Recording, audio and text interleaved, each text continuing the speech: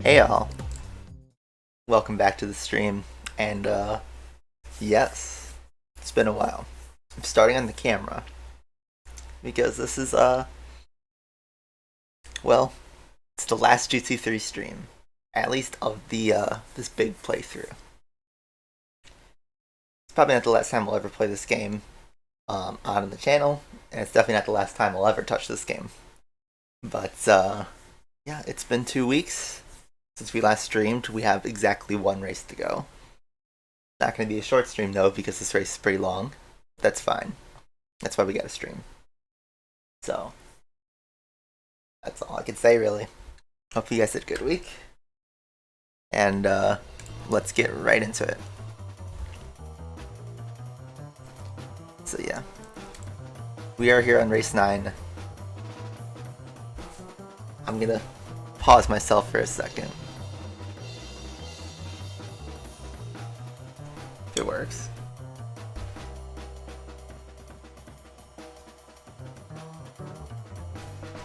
By the way, hello everybody, just joined. Nelson, F8, Edwin, Igor, Snatato, Oh Money. There we go.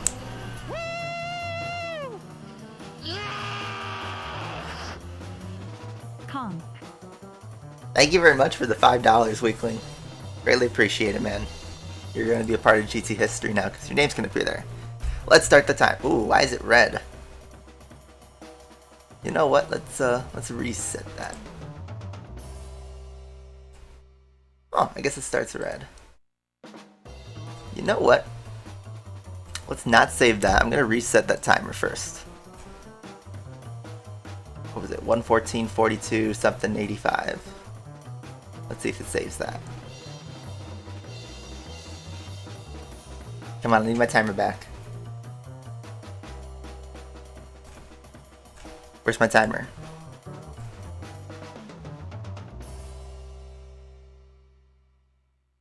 There she is. Okay, I need to reset that back to 114.42. Was it 35.85? Let me go back in time.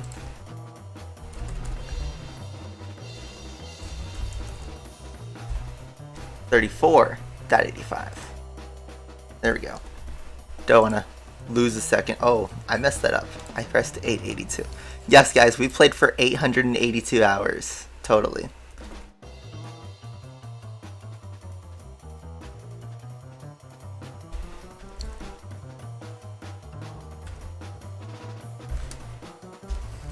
Yeah, this is how great I am at doing streams. Alright. There we go. Now we're rolling in green. And, yep. Let's go. Next session. It's our last session.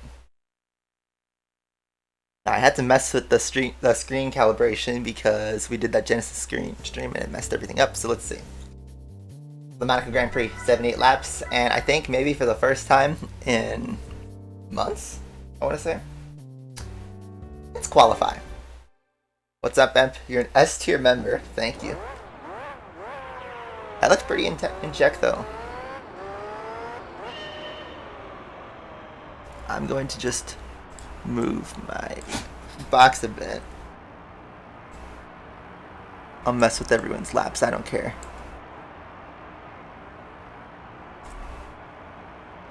Just gonna adjust that a bit. Zoinks. I'm a pro gamer, guys. Trust me. There we go.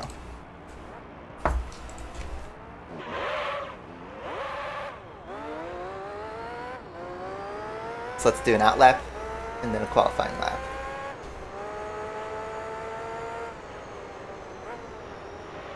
Also get acclimated. Get the hype going. We might still have time for stuff. We'll sign off the playthrough, but we can certainly keep streaming this game to mess with some stuff.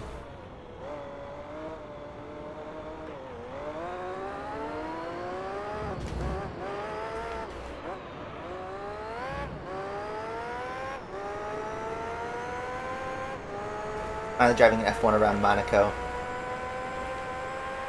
We could probably do that glitch where we can clip through that corner there. We might not do that immediately. I don't know. We'll see.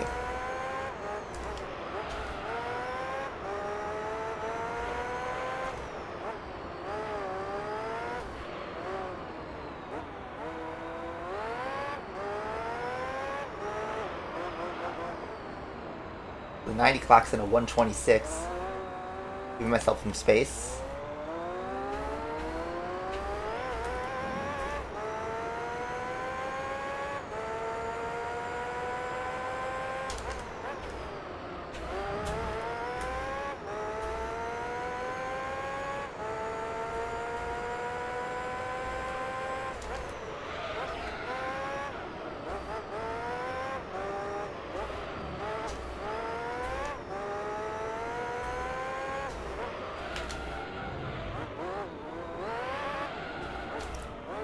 That's gonna be bad. I was at a pretty good lap up to that point.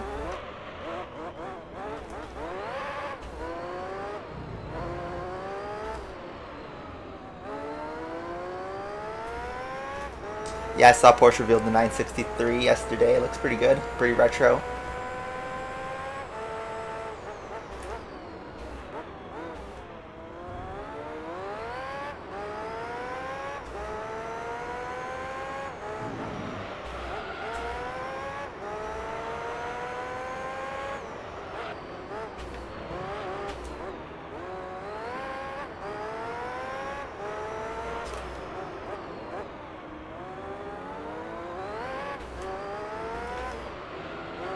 That's a pretty bad lap, but, you know, I think we did what we needed to do. 94 gets a 121. We're getting a 119.3, you know, just cuz. And I'm going to call that a pit. So we take pole position for Monaco Grand Prix. The Charles Leclerc special. And, yeah. Last race of Gran Turismo 3. Cheers.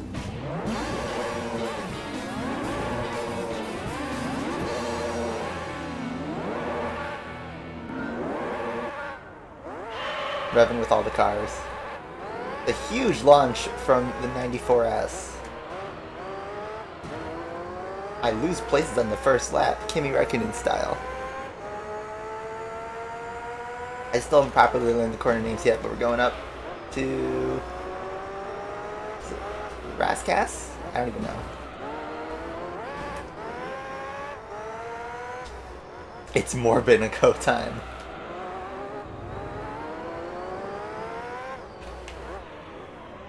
Getting pressure from one of the V6 cars, squeeze them out, and then I get pressure from, I think that's an 88. Then we break away in the tunnel.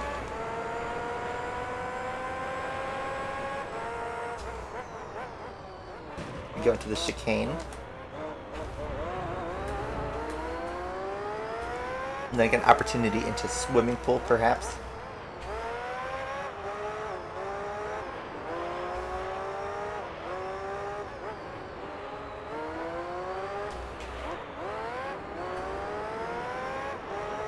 Which game do I want to do after GT3? I was thinking Burnout 3. Probably won't start it immediately though. We'll probably do just a handful of random games in between. So, 94S, which I believe is a Benetton, probably Michael Schumacher's Benetton, leads after one lap, but I overtake him in the Lance Stroll corner, I'm calling it. This is actually where Vettel overtook Gasly in 2021, but we got interrupted by a Lance Stroll splash. Big drift.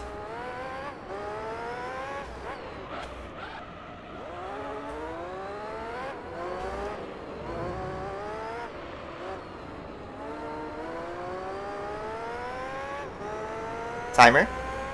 It's not going? Whoa. What was that?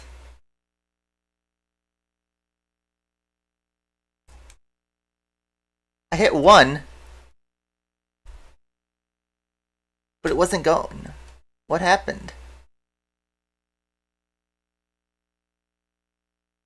It was going on my screen, but not,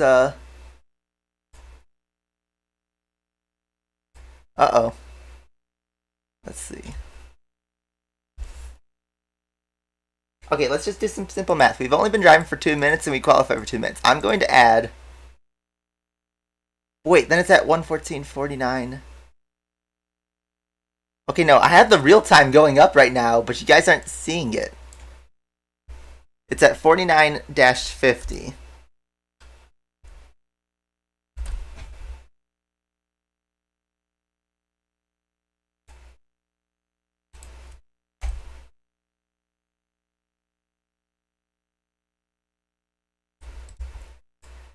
And then what's the best splits?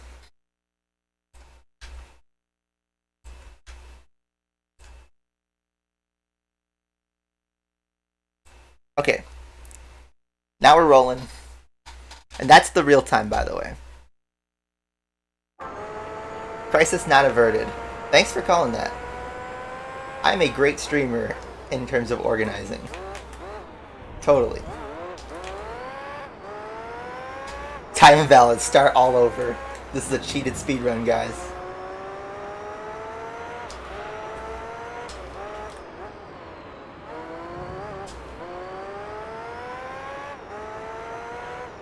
No, I hit start on the timer and it was rolling on my screen, but it didn't show up on the stream for some weird reason. And then when I went to edit it, it came back.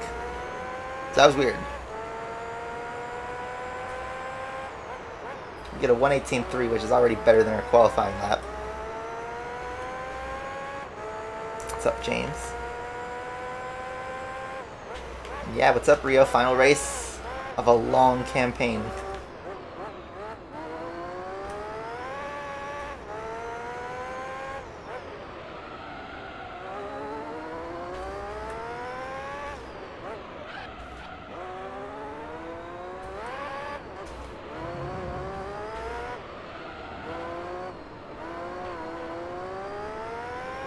We'll be playing GT4. I won't do a playthrough GT4, at least not in the near future. I mean, I love that game. I could probably stream it sometime this year, totally. Maybe even like in the next few weeks. But not in a playthrough kind of capacity.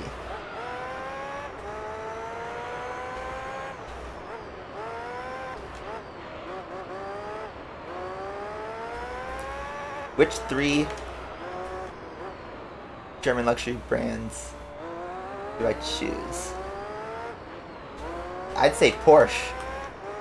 I'd scratch all 3 and pick Porsche.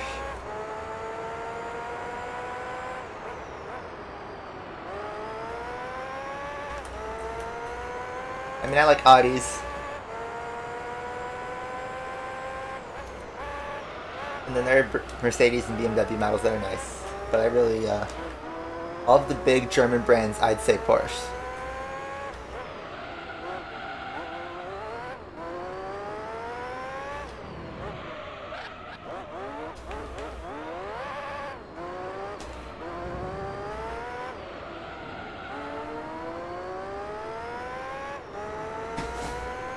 Yeah, GT4 would take years for me to 100%. GT4 is about 250 to 300 hours long, and remember, it's taken me a year to get to 112 hours, so you can do the quick math on that. And how long that would take me to do a full playthrough, like at least 3 years. At that point, you just call me a Gran Turismo channel. But yeah. This car drives nice. Its rev range is interesting because it's bad in the low RPMs, but then once it hits like 7,000 RPM or something, it just gives me all the power.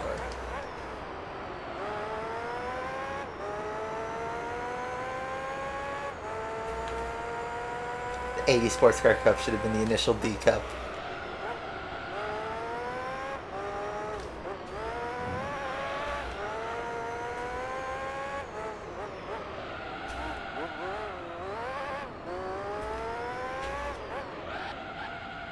Slide.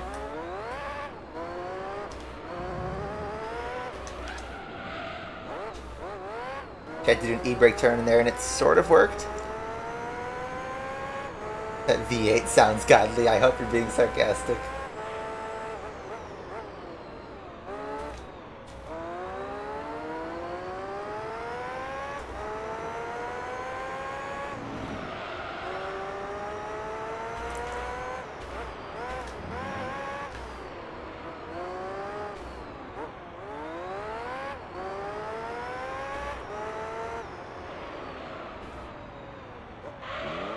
Whoa, whoa, whoa, what the fuck was that? I was like trying to read chat and I bounced off something and then that just happened. I ruined a pretty good lap. The C63. Yeah, the C63 sounds nice.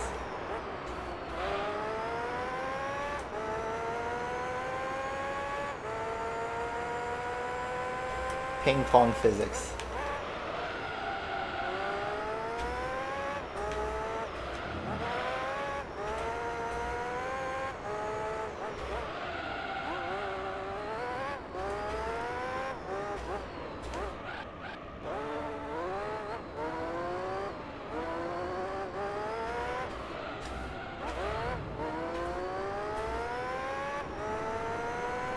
Yeah, C63 does sound amazing.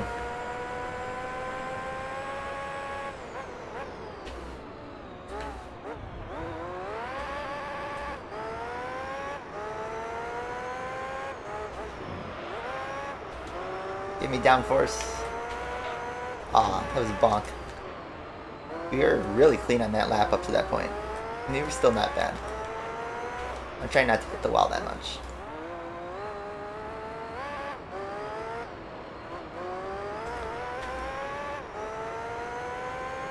That was a really good lap, by the way. 14.8. Absolutely smashed my lap record.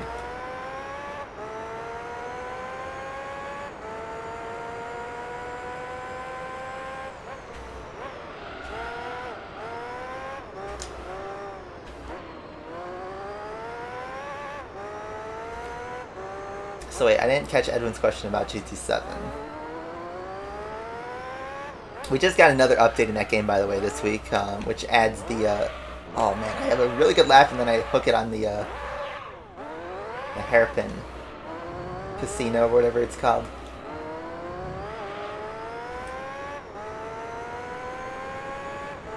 Forza Motorsport 2023 does look like it could be a successful game. The first trailer looks good, but you know, it's just the first trailer. Everyone always gets hyped on the trailer. But, yeah, GT7 got an update. They added the Escudo, Vision GT car, and Ford Roadster, which is a pretty cool car. But the big name is obviously the Escudo. And it's back in all its glory. It's slightly gimped, and I only say slightly because they didn't bring the Stage 4 turbo that has 1900 horsepower. I don't have to get all the alcohol out of my system yet. Hey, hey, hey. Who's the most oppressed group in society? Drunk drivers, obviously.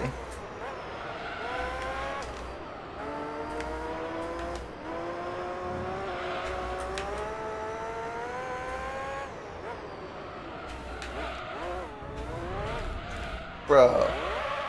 Inala.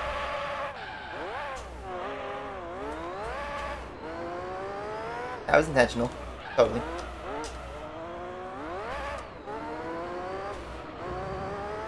Okay, my rear tires are getting a bit loosey though, so.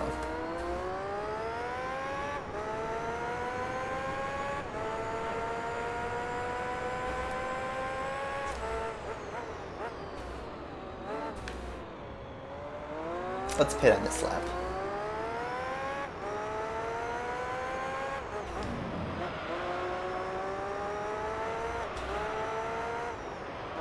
This is where the tire model is not real, because in real life, the F1 tires can go, you know, like 30, 40 laps on Monaco, and this can only do 8.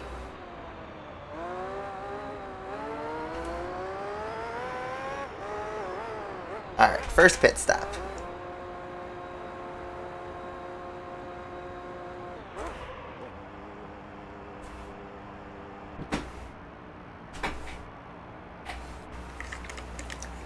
I will do a sound for each spin. Or a spin for every single lap. Whoa! I didn't realize my car would smoke tires like that. Right in the path of the other F1 car.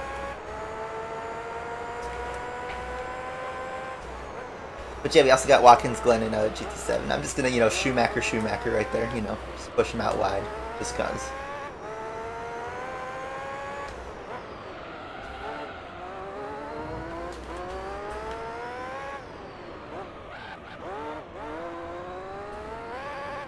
I forgot that the pit exit was pretty short, and as I was chugging my water,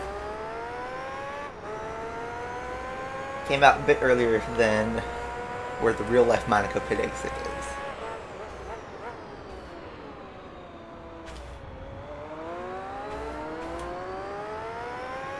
How was the alcohol? It was fine. I actually didn't drink that much. By no means reaching any records. But I had fun night out. I was okay enough to drive. I didn't go overboard in that sense. My buddy, on the other hand, got absolutely blasted. So, you know, it was a fun night overall. When you turn 21, you guys will have your experiences.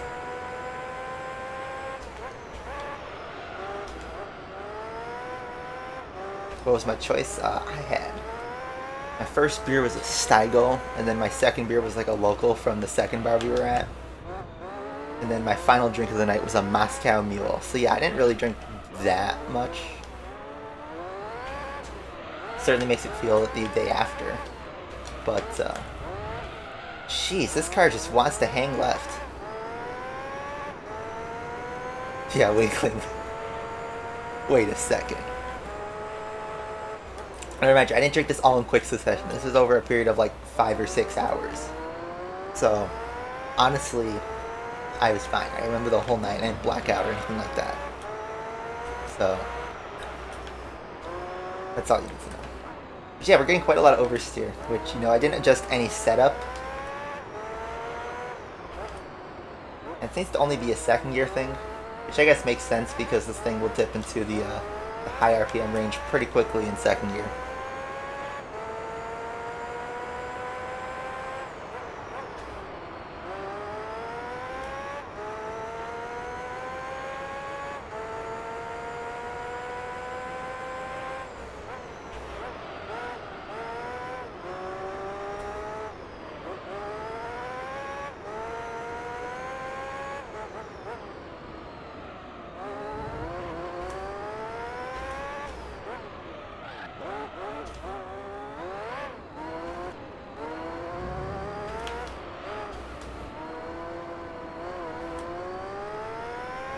Yeah, Rip Alonso podium. He had a really good qualifying in Canada, qualifying in second.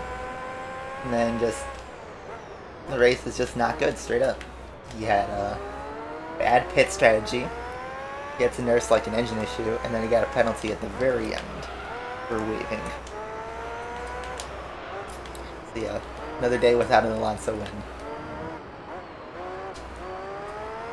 There were some brief moments in the weekend where it looked like he would get pole position.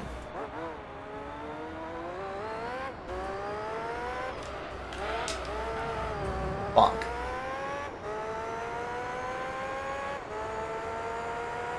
Yeah, the beginning Pyra R sounds gorgeous. It sounds like a Formula 1 car. It's just like that, what, unfiltered V12 or whatever it's called.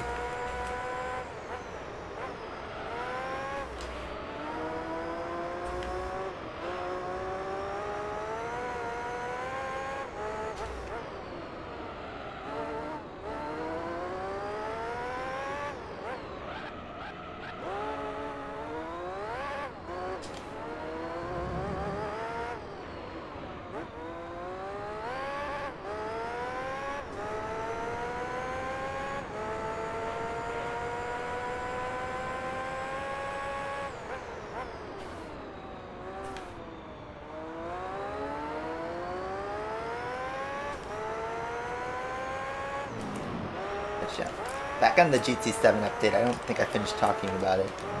I played it a little bit. And yeah, I said the Escudo still has 981 horsepower on the stock car, and you can upgrade it to like 1180 horsepower, I believe. For the Stage 3 turbo. That's all you can buy though. There's no hidden... Well, like, technically there is a secret turbo option that you could win in wheel spins, but it's not available for the Escudo, so... no 1900 horsepower upgrade that I'm aware of. And then, yeah, we have Watkins Glen. I haven't driven the track yet. I've driven it in, like, Forza and other games. But, you know, it's cool to see that absolutely brand new track. to GT. In terms of the actual like content for racing and stuff, there's not that much. They added like a couple of menu books, which is really just buy cars, and then they added a handful of small payout races. They are kind of forgettable. You can beat the whole update in like an hour.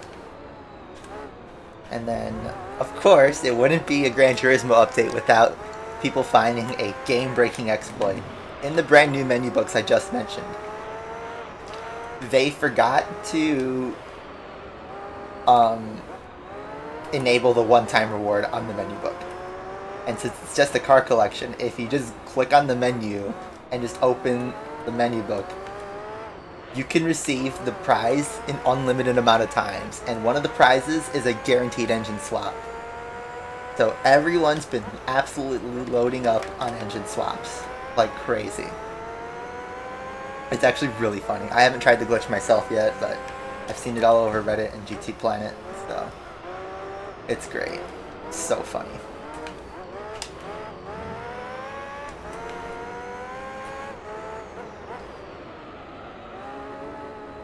But yeah, we'll see how much Polyphony wants to swoop in and quickly patch that out. Considering that would completely break the quote economy. But it's really just everyone gets engine swaps. What's the big deal in that? Let everybody have their fun. Or watch them say that that wasn't actually an intended mechanic.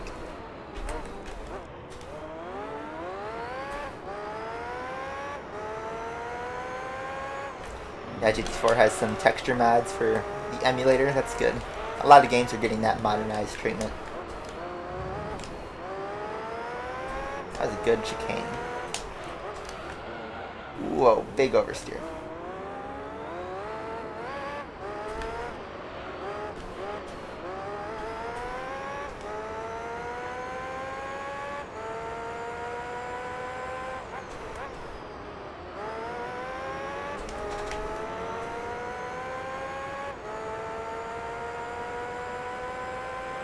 I don't think they can ever remaster the old GT games because they need the licenses for those cars, and they don't seem to have them anymore. Plus, like, technically a new GT, like, what would you do? Keep the physics the same? Or what about the graphic style? You know, it's like, what can you really change without just making it GT7-like? So then the question is, are you just asking for GT7 but with GT1's physics? And car list? And track list?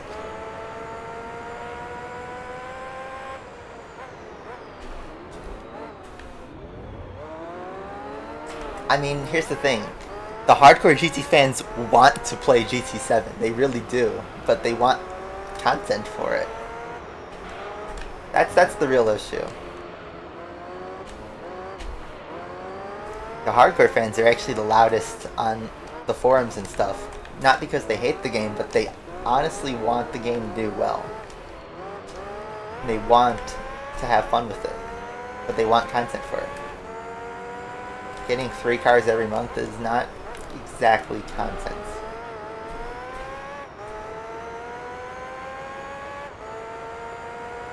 What's up, Klutz? You haven't seen me since episode 30? That's a long time ago. It's like a year ago.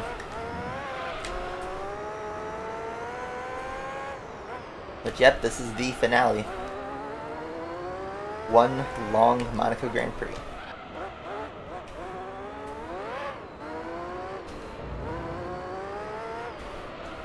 I pitted on lap 8 last time, so we'll pit on 16, I guess, even though my tires aren't completely cooked. You just might as well make it consistent. It'll be easy to keep track of.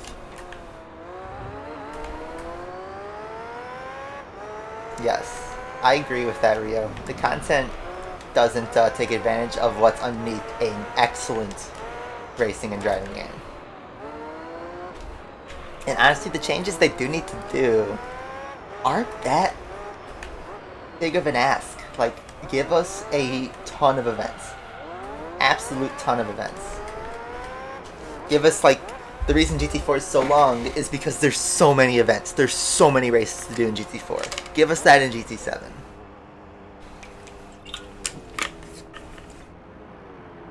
And then, yeah, why is it a rolling start where you start a minute behind the leading car? Why not either make it where everybody's like literally in a single file line, you know, bumper to bumper like it was in GT4, or do a lot of grid starts. Like in GT3, pretty much every single race is a grid start. And we could do that totally. There's a couple races in GT7's campaign actually that are grid starts, but they don't use it enough, which is a shame. It's squeezed. Yeah, they started adding cash rewards for time trials finally, which is, you know, something, but it's not the best.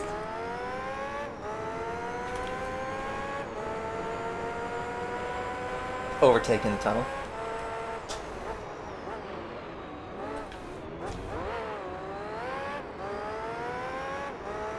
But yeah, they got the dynamic weather.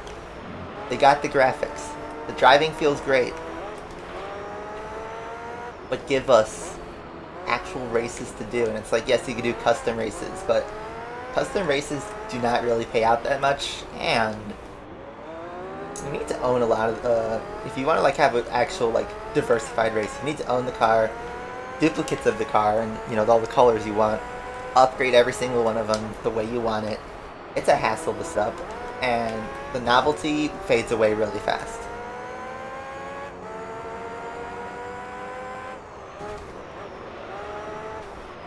I've seen some really creative photos of it on Reddit and Discord, but you know, for myself, like, I'd like there to actually be like some substance to the game I'm playing, you know, an objective.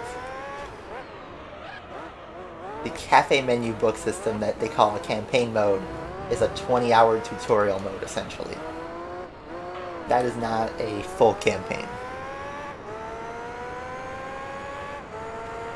Yeah, Forza Motorsport's doing its own thing. You know, Twitter fanboys are loving to compare it to GT7, but they're really different games. I don't know. In my opinion, the new Forza Motorsport, at least from the trailer, it looks like overdone for the realism. Like everything looks like oversaturated, overfocused. You know, it's hard to explain. And I'm not trying to sound like biased or anything like that, but it literally looks like if you took Forza Motorsport 7 and added one of those 2015 style MLG glow-ups to it. And that was the next-gen graphics package for it. It doesn't make it a bad game, it just doesn't feel right, just from the trailer. Now, I could be totally wrong by the time the game's released, but I don't know, we'll see when that comes out.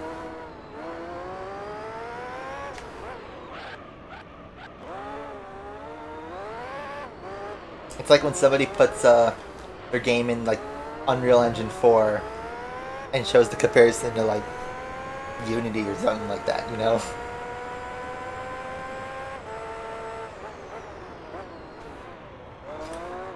Yeah, I didn't treat this as a true speedrun. The timer's more of a novelty for us to track how long the playthrough is. If I was to speedrun this, you know, we'd be using the F1 car and the Escudo and the GT1 for like every single race. And that would be, honestly, it's a pretty boring speedrun.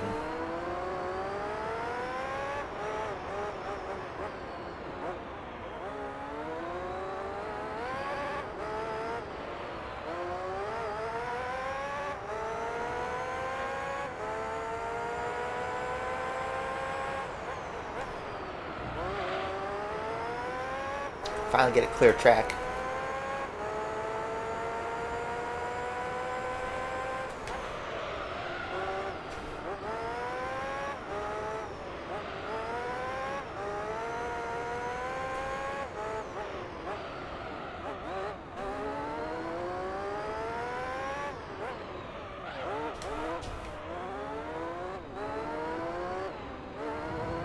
Yeah, GT4 speedrun. That was done in real time, by the way, I think, by 4 dudes in the early pandemic.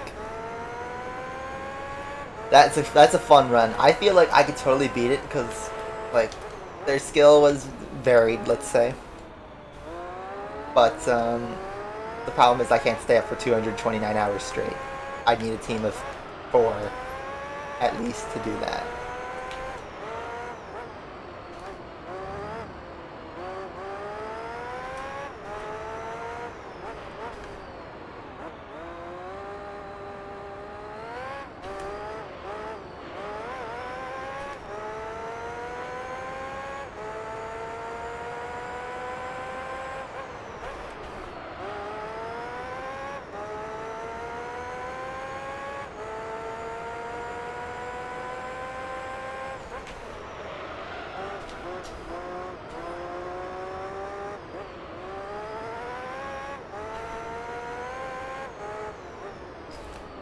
Yeah, exactly.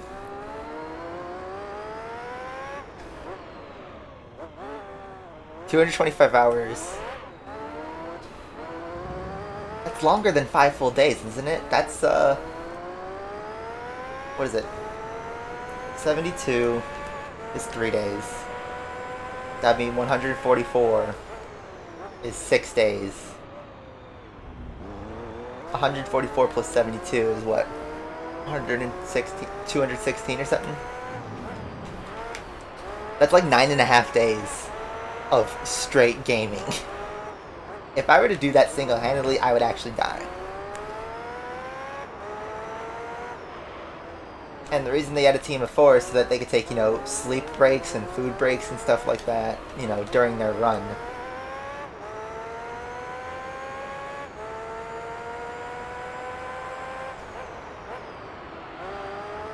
Yeah. Even if you split that among 4, guys, which is what they did, that's, more than 2 full days. 48 hours of gaming within, a week. 48 hours of gaming within a week is, actually crazy. Think about that.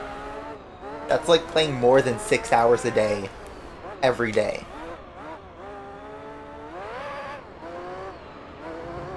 And, yes, I've had stints in my life where it's yeah, I've played 6 hours in one day before. That's not impossible. But to do that in a whole week straight, that's bonkers. I could never do that.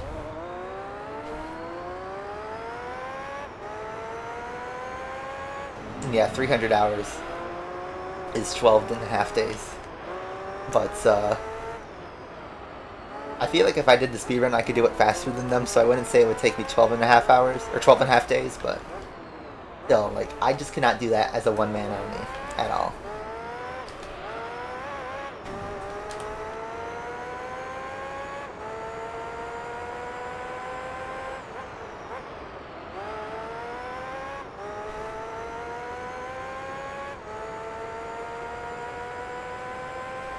You always read, those stories where it's guy in an internet cafe games for 3 days straight without taking a bathroom break and dies, and it's jeez, gotta save time in that split. We just hit 30 minutes and we're at lap 23.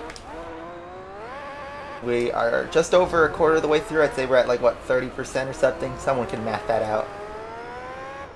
We should be able to get this done in an hour and 40 minutes.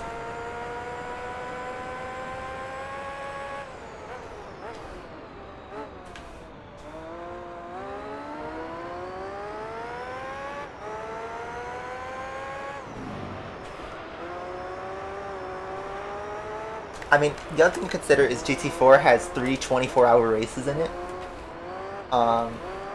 If you did B-Spec, the run would be a lot shorter, but B-Spec is incredibly boring.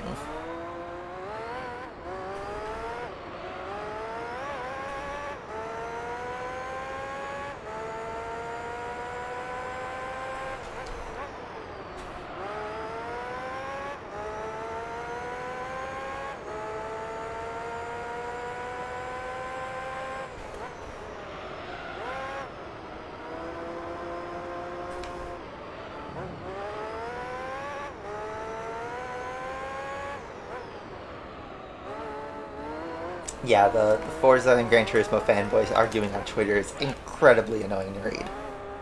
Because everyone's just spitballing at each other, and it's funny at first, but after you read a few threads and it's like the straws that people are grasping at to try and dunk on each other is just sad.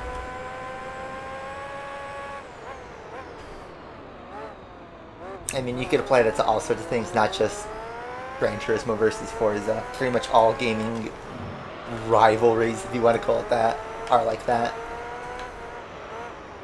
I remember that was incredibly toxic in like the Call of Duty versus Battlefield days, but now both of them are like kind of dead franchises. They're just milked to oblivion by their original publishers.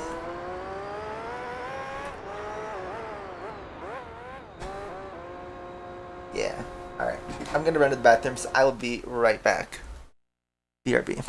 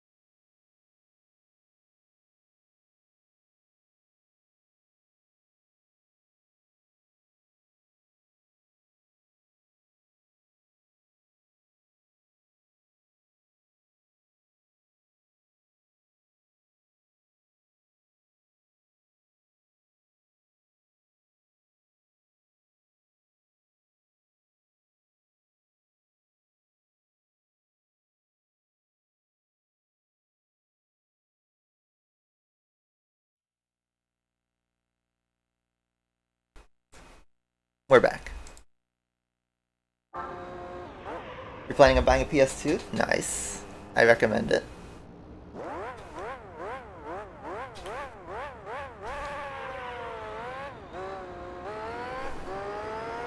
Did anyone ever do a 100% speedrun on Asphylator 9? I don't know if there ever was one done on that. Because the thing is, that game keeps changing all the time. It literally changes by the update. We need like a fixed version of the game that, like, you know, everyone can speedrun off of. Like version 1.0 or something, but it needs to be easily accessible. Because right now the only way you can do that is if, like, you know, you like dig through some old APK sites from like 2013 and hope it's not, you know, hacked, which probably it would be. Because, like, why would you just have a free download on the Google Play Store just sitting on a website somewhere? It doesn't work like that.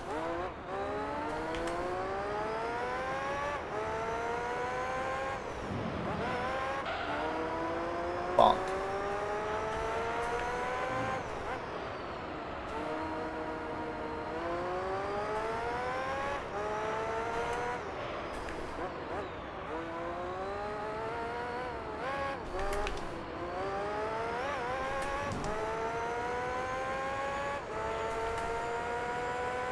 The Sonic fandom's at war with themselves these days, to be honest.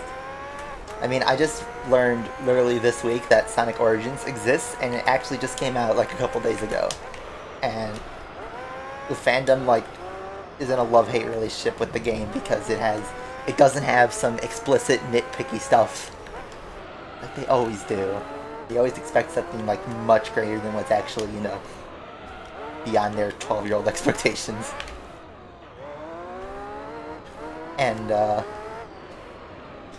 you know, you just get, what, the first 4 Sonic games in a modernized format? Cool. But from the very little research I did, it looks like there's no physical version of the game, which, if that's true, that's a shame, because I would totally pick that game up, but I'd like to have a physical copy of it at least.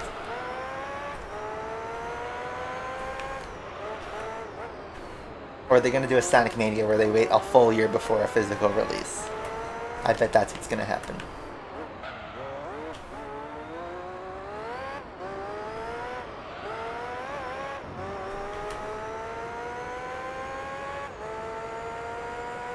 Asphalt 5 or Asphalt Extreme.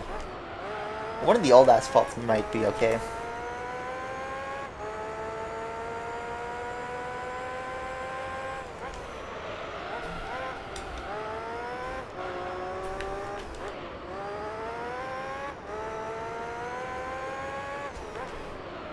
Yes, they're reselling the classic titles for the millionth time, which is, you know what's really funny? Is like, if you go on Steam, I bought Sonic CD, the remaster from like 2011, for like $1.49. Something really low like that. And right now it's the Steam Summer Sale, but you can do that. And you can also buy the first 3 Sonic games, albeit probably their original versions, for also like $1 each. And you know how much this remaster Origins collection is? $40. $40 frickin' dollars for 30-year-old games. With unlimited lives. It's like you're paying $30 just to have unlimited lives. It's literally like... And you get no physical edition or anything like that. Oh, what's this? You get to play as Knuckles? Ooh, $30 more. You get to listen to different soundtracks? Never heard of that before. $30. $39.99 specifically is the final price of that. I think there's even like a deluxe version of the game, which is crazy.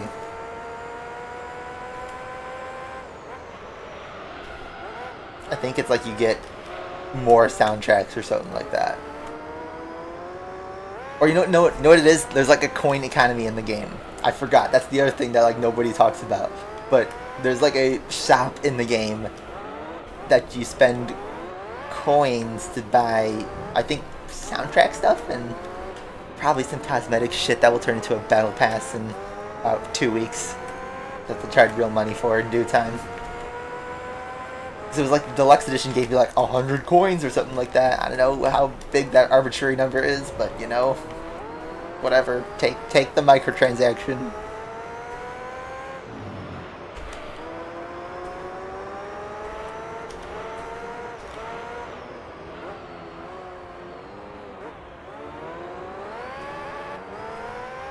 They reduced mastery rewards again? I thought they already like heavily nerfed them, taking out tokens in most of them.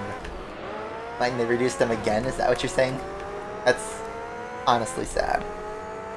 There's no point in playing Mastery. I never fully finished it because the rewards were like what?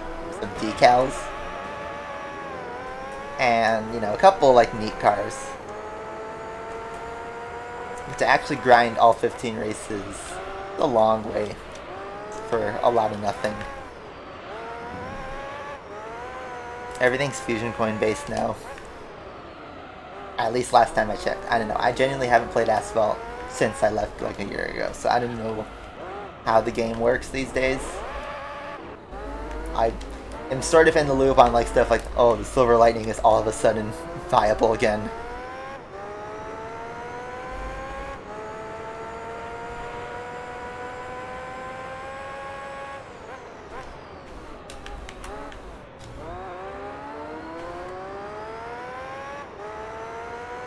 Oh, Extreme.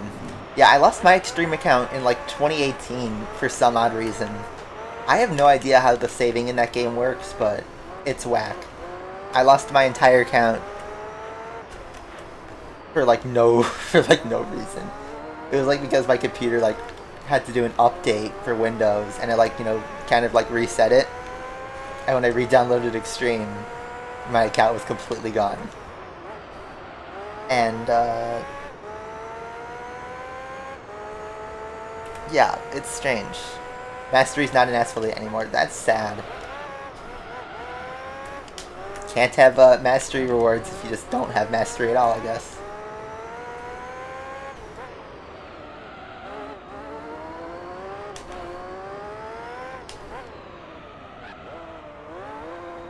What's the last great Forza Motorsport game? Well, 4 is my favorite, and in my opinion, probably the best one.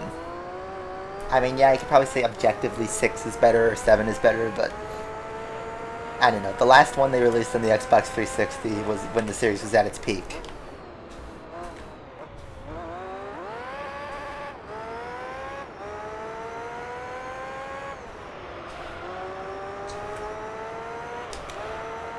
I mean, don't get me wrong, Forza is still probably the biggest IP Microsoft has right now.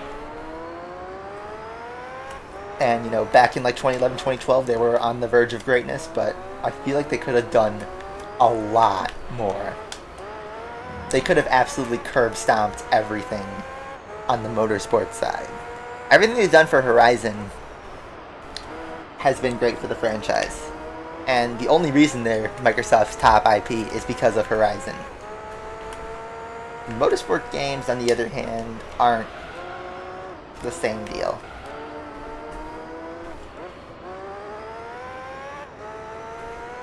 Yeah, Asphalt spin-offs are such a fever dream. Straight Storm, Overdrive, Nitro. Big Slide.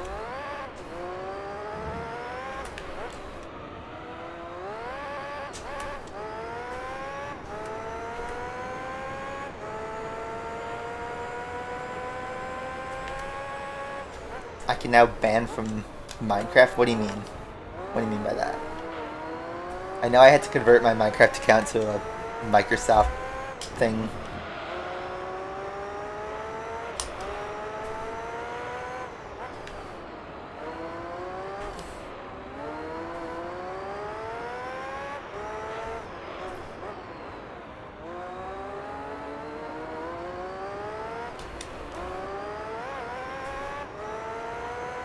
My opinion on Project Cars? Well, wasted opportunity at the end of the day.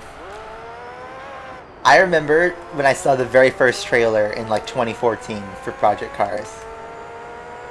I was like absolutely like shocked at how good the first game looked back then. And I thought it was going to be something huge, and that was the whole premise, was like, a Kickstarter backed racing sim for console and PC. With everyone's favorite cars, everyone's favorite tracks, by the people who made Need for Speed Shift, and the premise sounded great. First game came out and it was full of bugs at first. They were eventually fixed, and the game was, all things considered, a decent game. Cult classic status now, but a good first attempt. Probably didn't deliver everything the trailer first promised, but good stepping stones. Then Project Cars 2 came out 2 years later, and pretty much improved on everything the first game did. It still had some tweaks, not all the tracks were real. They had to use fake knockoffs, and then the AI was still garbage. Online was eh. They had an outdated DLC model. What happened?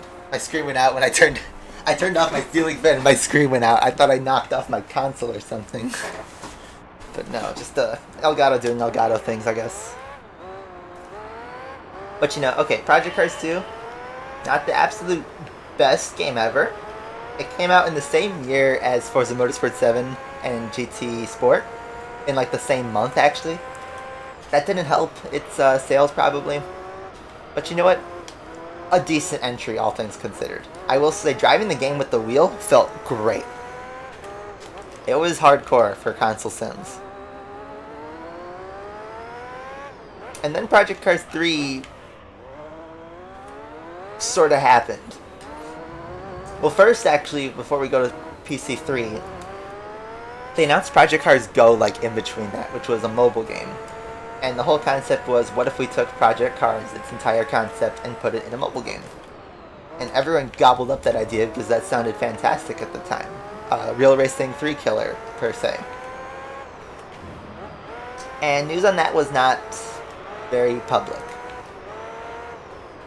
And then in 2020, we started getting gameplay about it, and it turns out that mobile Project Cars experience is just not even a real driving game. It's you just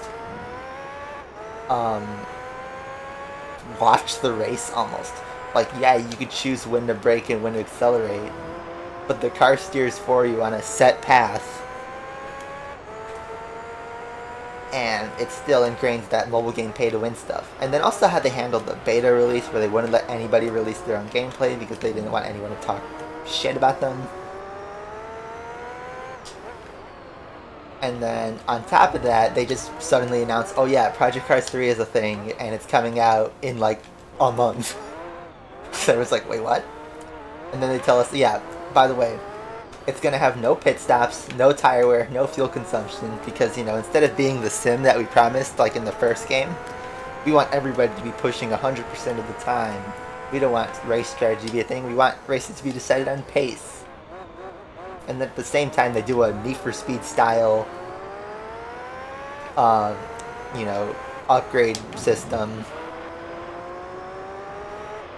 and a half-assed campaign mode that literally copies 2019 Grid, which that itself was a flopped game.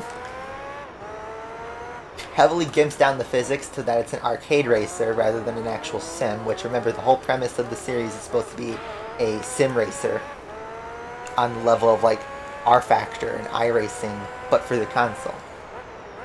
They turned it into an arcade racer.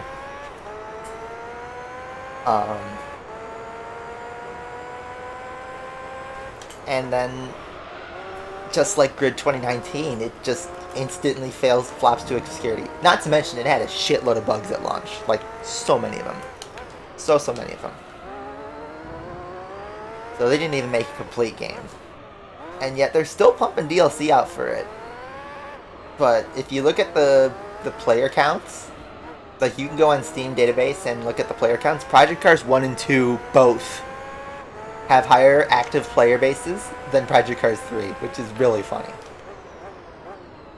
The game flopped and ultimately killed Slightly Mad Studios.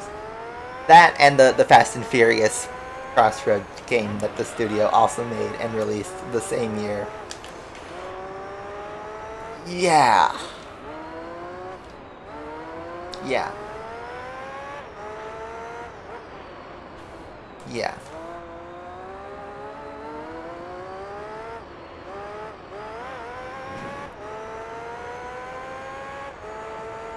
Need for Speed Payback.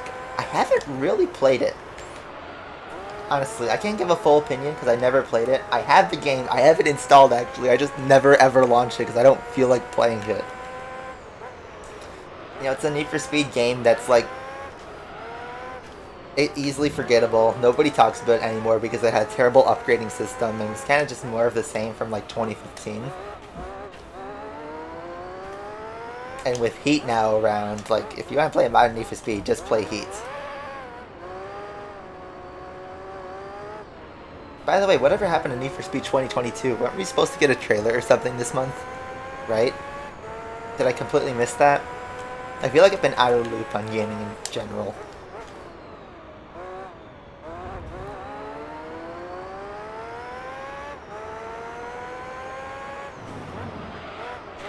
Yeah, Fast and Furious Crossroads. It wasn't even supposed to be like a Need for Speed killer. It was supposed to be like a movie tie-in, I guess. Where you have actually the Fast and Furious actors, Vin Diesel, Michelle Rodriguez, etc. in a game. But,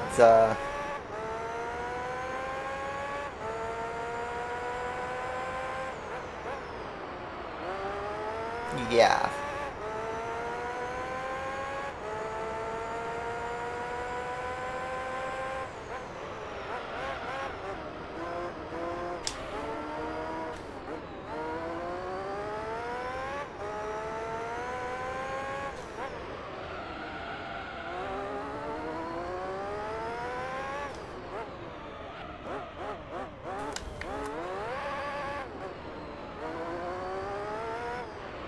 The Pacific, how you doing?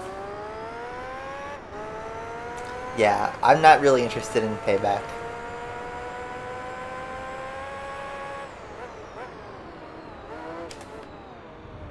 Euro Truck Simulator dev canceled the Rushel DLC. Oh, well, that's kind of a opposition.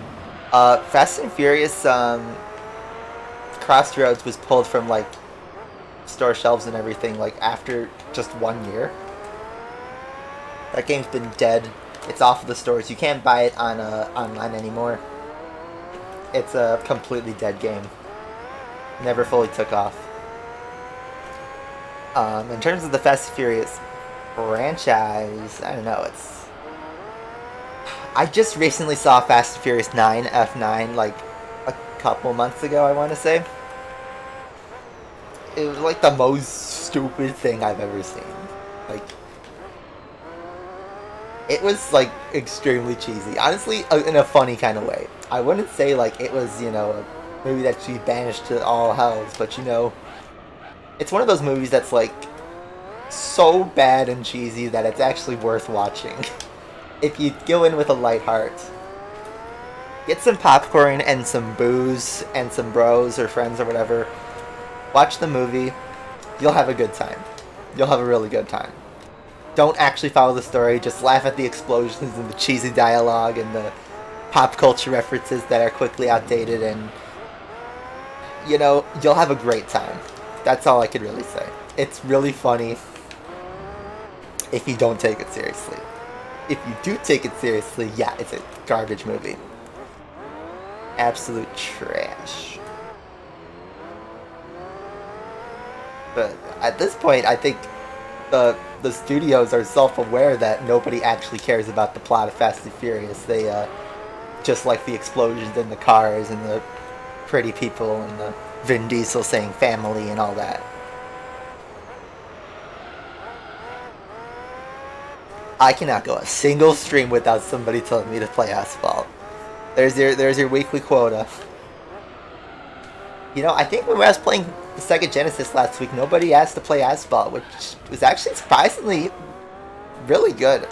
Considering a day where I had to defer from my plan to play GT, and nobody said Asphalt, I'm actually really proud of that.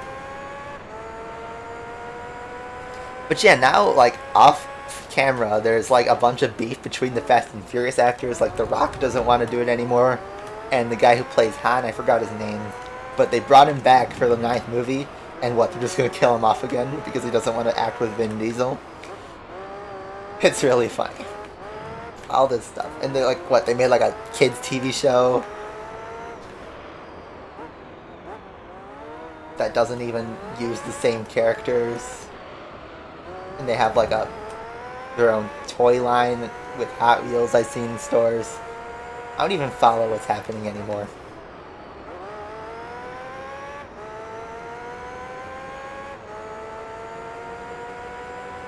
I mean, honestly, I'd say only the first 2 movies are like actual classics. You can maybe loop in Tokyo Drift, but I'd say like count that as like a half movie. Because I don't remember anything about Tokyo Drift except the song, honestly. And that's just because we hear that song so much, the first 5 seconds so much. But I can't recall a single thing that actually happens in the movie, besides the RX-7 exploding.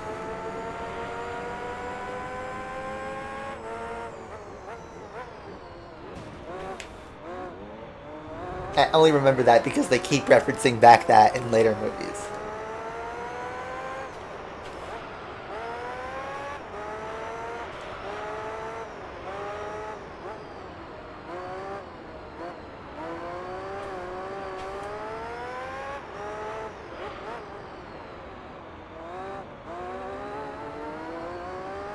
Time tells Sean, the red Evo is yours.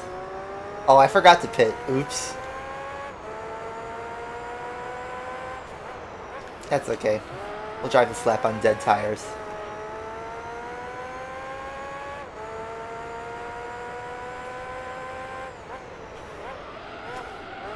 Yeah, but here's the thing, it's pay to play because it's $5 a month. When Asphalt 8 first released in 2013, it was 99 cents. You got the entire game and that was it. You paid once, a single dollar, and that was it.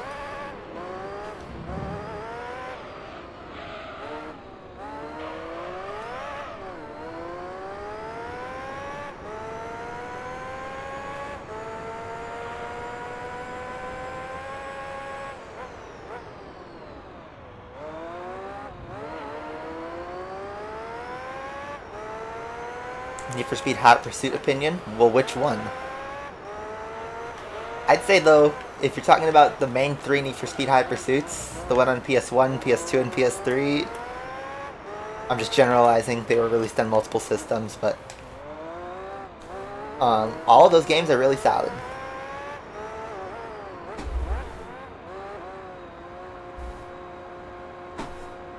The $100 offer with the Jaguar, yes.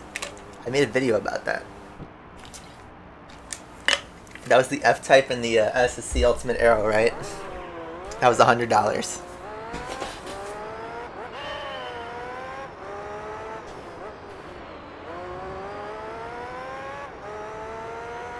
Yeah, Hot Pursuit 2010 has no El Nino. Dude. Maybe next week let's play the first one. I forget if I played it on stream ever. But if we haven't, we should. I recently played it just for nostalgia a couple weeks ago, just because I had a bad day at work and just felt like, you know what, I'm going to pop in Need for Speed in my PlayStation. Let's just have a crack at it for a few minutes. And, you know, I just had a blast again. It made me feel like a kid. And, you know, we could do that for a stream, since we're going to be done with GT3. We could do some nostalgia streams. I know we just did that retro stream with the Genesis and all that last week. But that was because, like, that was one of the consoles I just picked up last year.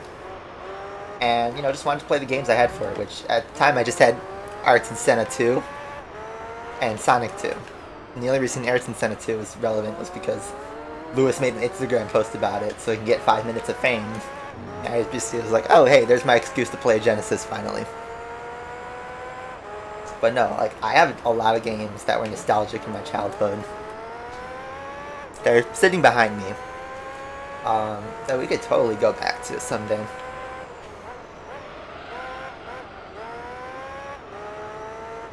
And if you guys have a really nostalgic game that I own, I could also play that.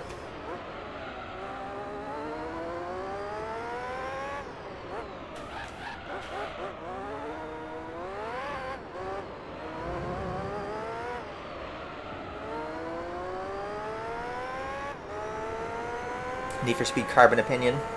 I never fully completed it. I actually started a playthrough of it, but never like picked up after the first stream. And you know, it was fine. I just feel like Most Wanted is better. Carbon is like a night version of Most Wanted, with a couple like gimmicks. Like, I didn't really like that crew member, the crewmate, crewmate imposter. You know, that gameplay style. We just saw a bunch of back guardrail. Bonk. SSX2. I think I have a pirated copy of one of the SSX games. I think the first one, though. Asphalt 6 Java Edition. Do I even have a device that could do the Java Edition?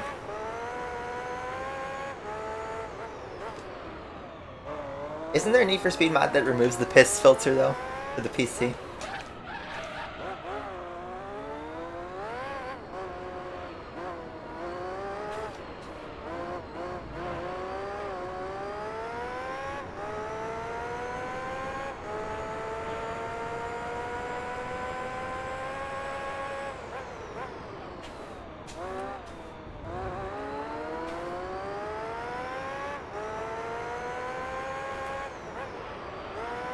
Your nostalgia games, Hyper Pursuit 2, the soundtrack. Yeah, I love the soundtrack in that game too. That was a critical game of my childhood as well. Everyone knows, you know, the... How do I put it? The Hot Action Cop theme songs, where when I was like 7 years old and I was like rapping all the lyrics and all that. And then when I rediscovered the songs on Spotify like 10 years later and realized they were about performing sex acts, let's just say. That's actually a very light interpretation of it. I'm serious though. Just looking back on it. The fact that EA and Black Box was able to get away with making the theme song for Hot Pursuit 2 Going Down on It and Fever for the Flava as like the other one, that actually shocks me.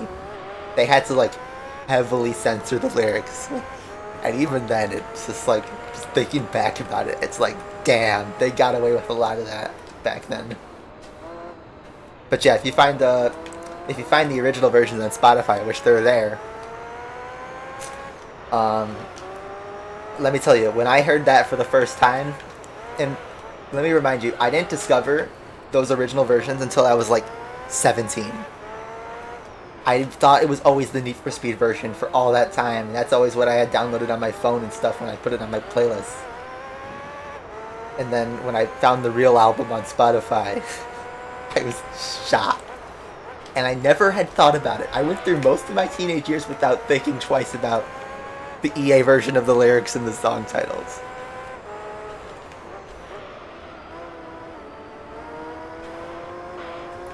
Build Your Cages, great song. You miss those things you hated long ago. What a line.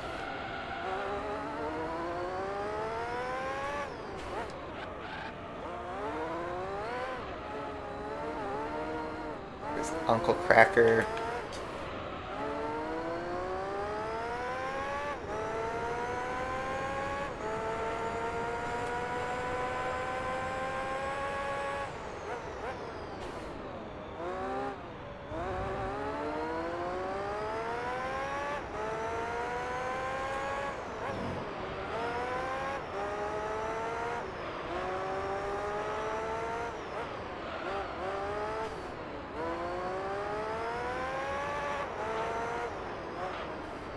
Yeah, Ordinary's great. I'd say, honestly, of like... Bush, The People That We Love is my favorite song from that game. I mean, that band is also great, but... Like, that's, in general, like, probably my favorite song from the game. I love the intro, the riff, the vibe I get from the lyrics, the guitar solo. It's great. My favorite song in the game.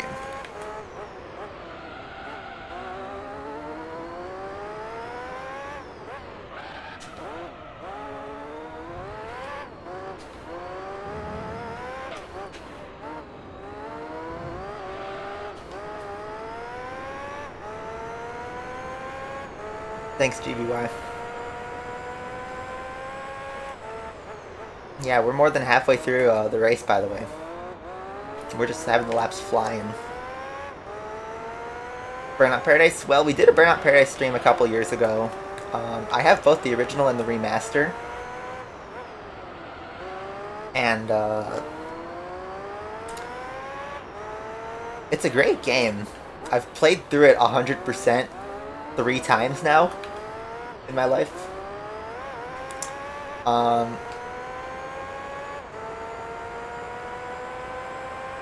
And yeah, it's a great game. It's, I don't know, I haven't had in the mood to play Paradise in a while.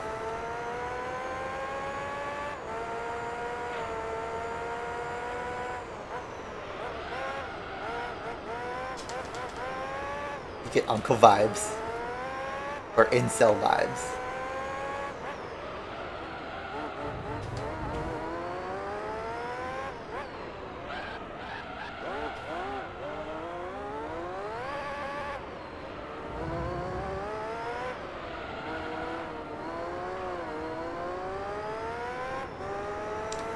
Edge of the Earth. The only thing good to come out of Jared Leto's mouth.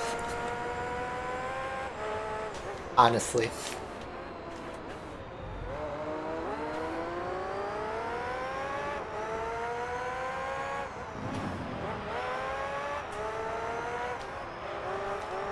Edge of the Earth, written by Morbius.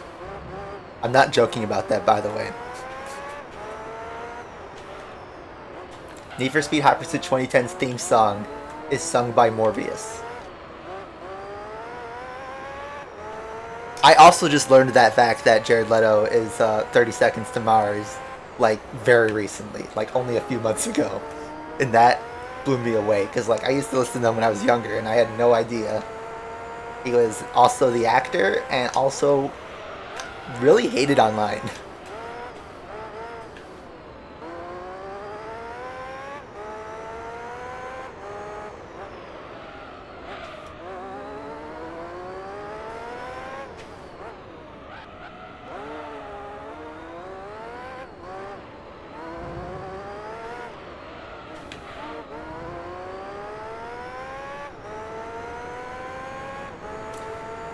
Need for Speed 2010 is Cinema, not the dubstep version from Forza Horizon.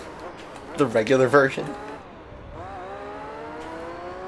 Oh, what was my favorite from 2010? What was it called?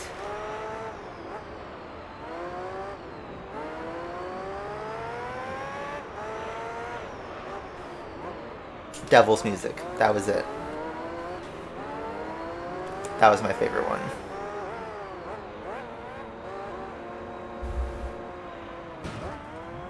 I got punted in the pits there. Any hype towards Test Drive 3? Like the old version on the Amiga or whatever? Or you mean Solar Crown? Have I watched the GT concept review? I don't really watch Color Shed. I have the game, and that's one of the games I was planning to play this year, later this year. That's going to be short. One Little Victory by Rush. Sorry if I'm going to break your hearts, but I don't really like Rush like as a band. I appreciate they're talented. My old roommate used to listen to them a shitload, and I just lost all possible enjoyment. It's just personal. But yes. Big drum track on that song. Big on the drums there.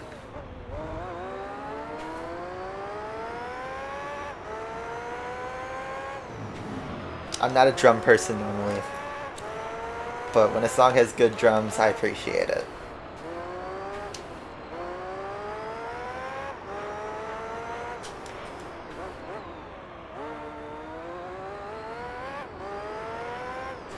We're almost towards the end. One more bonk.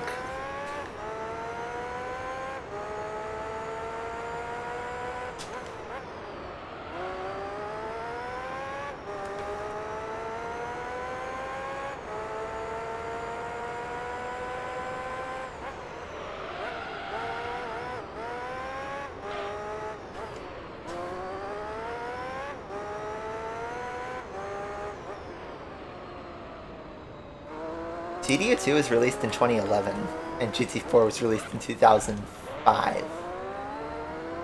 So, you're kind of off.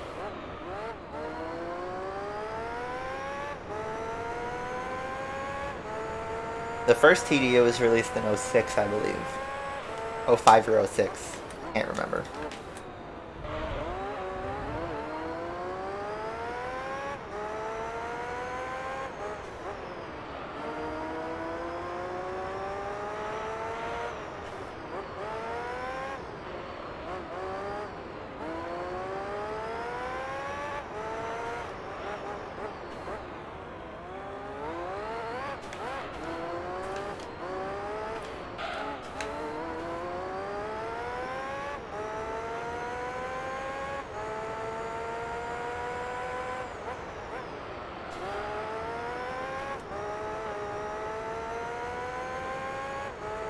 Will I live stream GT7 soon? I probably should. I haven't streamed it in like a long time.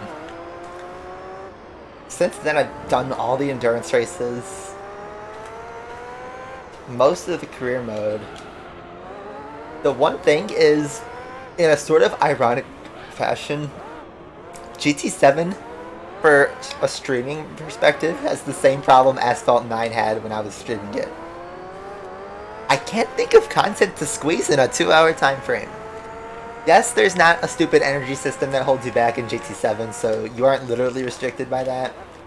But I keep drawing parallels to like a mobile game stream experience where all you could really do is play online, play some forgettable career races with the AI, wait to buy certain cars, do whatever flavor of the week event is available,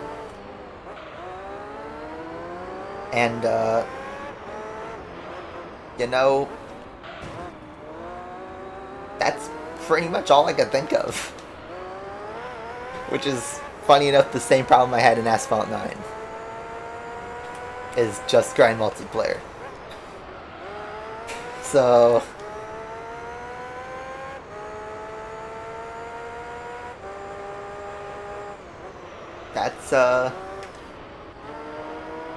that's the pit goal, which I never thought that would happen to a GT game, but yeah. Okay, so I see y'all hating on the Dead Mouse song. I don't remember explicitly the one in Hot Pursuit, probably because it's not good and I repressed it from my memory. Normally, I like his music. Justin's stuff in CDU2 was great. And that song he had in Most Wanted 2012 was great too. I think that was Channel 42.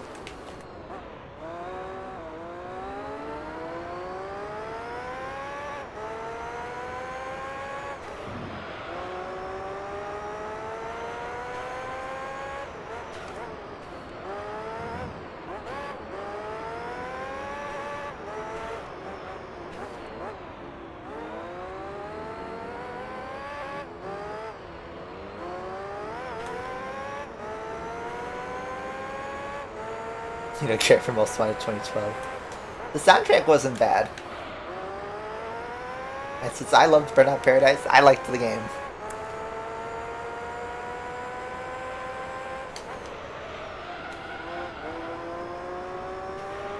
That was my very first Platinum Trophy on a PlayStation Network for me.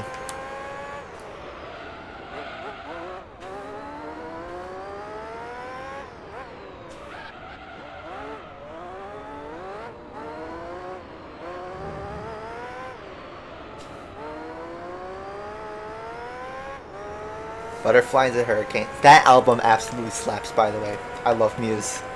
I want to see them live one day. I think they're actually coming to Chicago this year. But, I digress. Yeah, Butterflies and Hurricanes, great song from Muse. But that whole album, honestly, is really good. That's the one that has, I think, Hysteria and Time is Running Out. So, that automatically makes it top tier.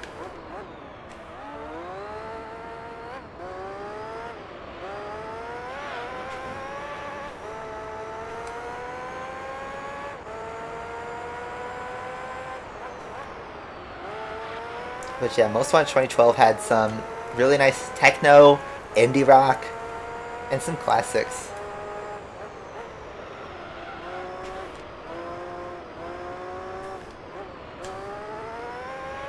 How much value is my house worth? I won't say. I'm not trying to dox myself or flaunt. It's not an absolute ton, but just I'm not comfortable sharing that.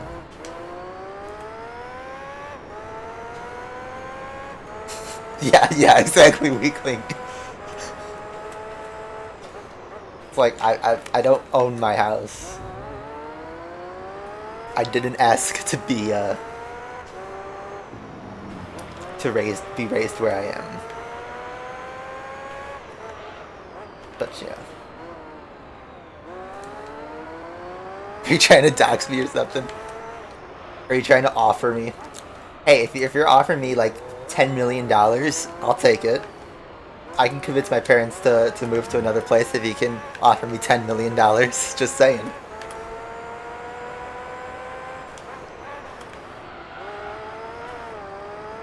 Don't worry about it.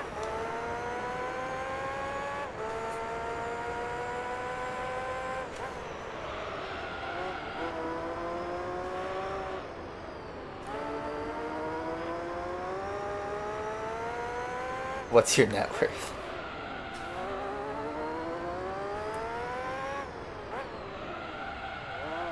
What is the last 4 digits? What is the full credit card number, expiration month and year, and the CVV on the back of the card? You may also get your mother's maiden name, your first childhood pet, and the street you lived on. While they're at, you want my blood too? Just nonchalantly, you want my blood.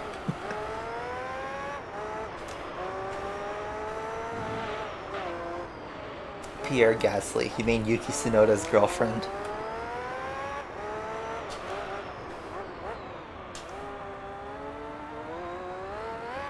Yeah, that Odessa song is pretty cool. I don't listen to too much of their stuff, but yeah, that track's pretty good. It's a hype song.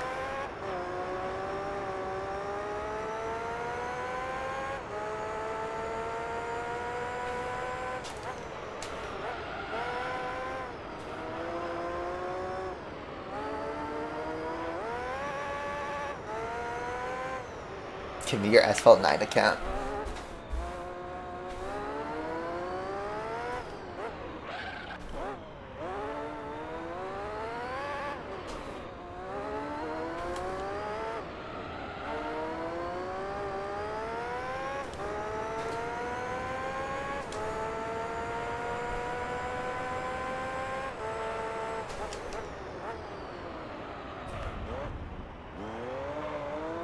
I mean, what is scary is that for a lot of YouTubers, and myself included, I guess, there's probably enough public information that if someone really wanted to like do some digging and investigating, they could dig up a lot. And that's kind of scary. But that's you know, that's the risk I took when I started showing my face and telling my actual name on stream all those years ago.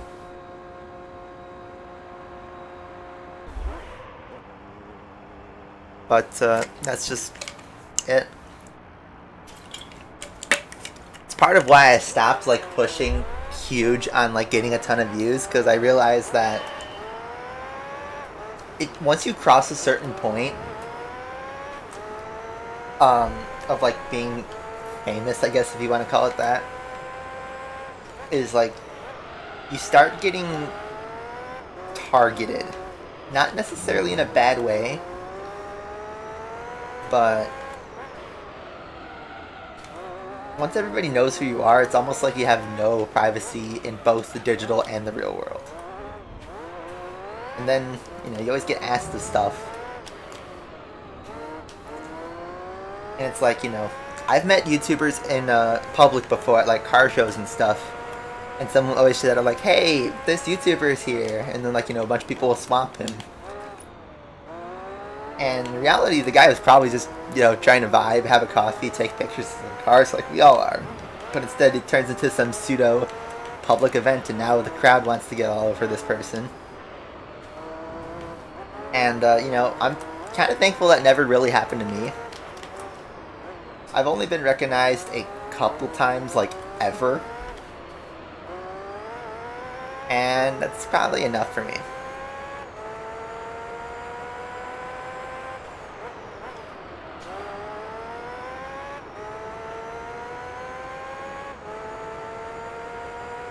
And, you know, I just don't want to be a public figure, because you get thrown into like a spotlight. Media journalists start writing about you, and they'll taint your image, they'll say whatever they want to get clicks, and people will make YouTube drama with you to farm views off of.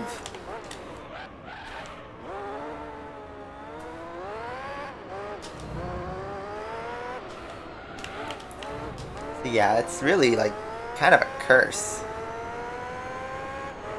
And yeah, YouTube's not a stable job. When I was in high school, I was actually making pretty good money off YouTube.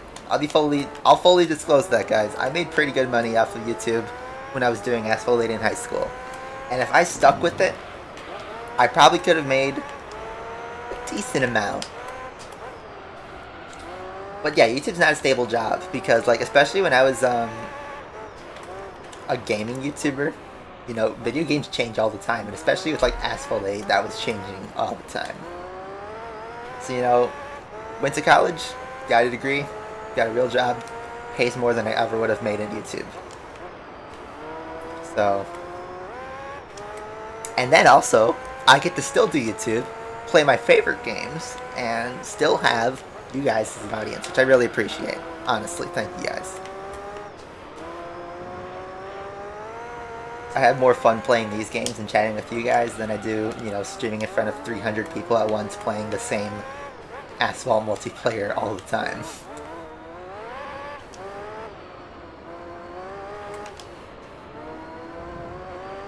Less than 20 laps to go, by the way.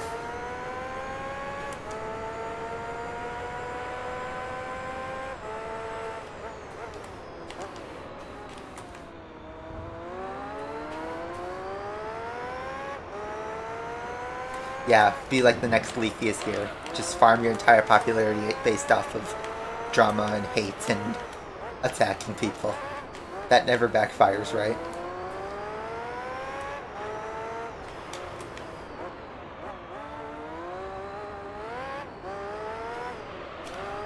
could always do an OnlyFans, I guess.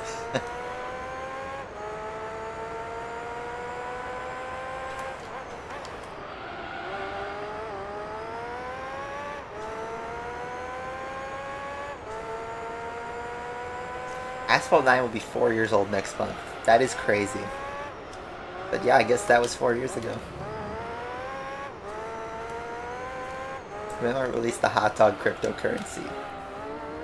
As soon as I could figure out how to rug pull it. You know what? I gave you guys more disclosure and clarity than most crypto grifters. Is that the right word for it? I'll tell you straight up that it's a rug pull. I did see the drama about a certain YouTuber getting caught for physics frequency.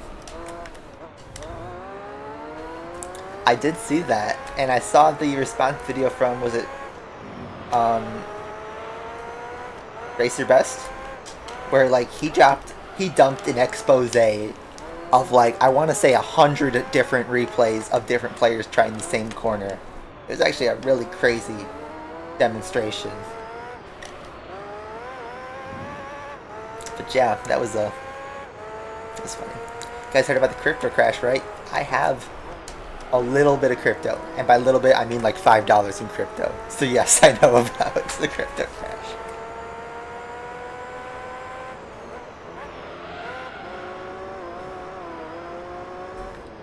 So wait, Danny's argument was, oh, but the first place guy did it, so I'm gonna do it. That's never a good argument when it comes to cheating. Because then everyone gets caught and nobody has fun.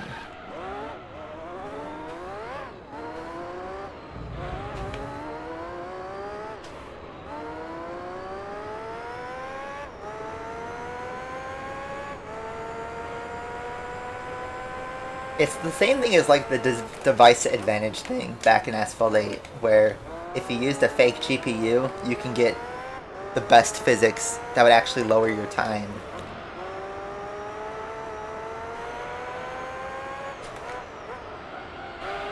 It was crazy.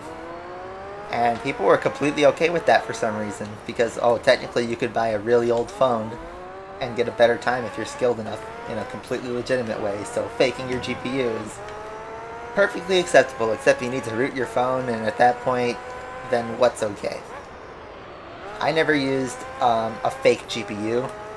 Sometimes I would use the very low graphics option in Windows if like I had to, if it was on like that Rio track or Alps or something, and the prize pool was very tight. But it's crazy how that works.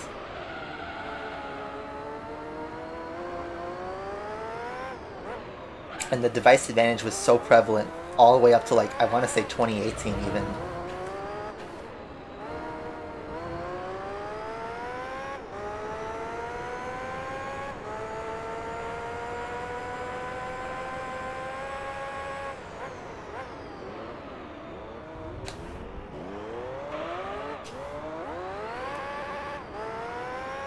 Yeah, I think quite a while ago. There was a YouTuber event. James, it wasn't, you got the order mixed up. It was a YouTuber versus YouTuber, player versus player. I didn't look way too much into this, but how the concept worked was you had Alex, an Asphalt player, and Aguila, is that how you say his name? The other Asphalt YouTuber who's like absolutely massive. You have two Asphalt pros, and then you have two big YouTubers. It was Black Panther and AR12. They're normally Forza and Need for Speed YouTubers, but they don't play Asphalt. That's the thing. The concept is you have the Asphalt pro player coach the big YouTuber how to drive fast, and then you put the two YouTubers against each other in a race.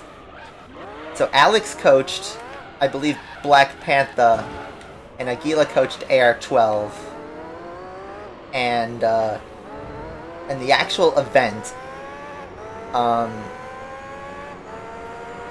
Black Panther, the player Alex coached, absolutely smoked AR12, and the tricks Alex showed Black Panther were entirely different than what was taught to AR12, and the community got kind of outraged, especially at Aguila for that. I didn't follow the drama too much because it's all kind of just a bunch of noise.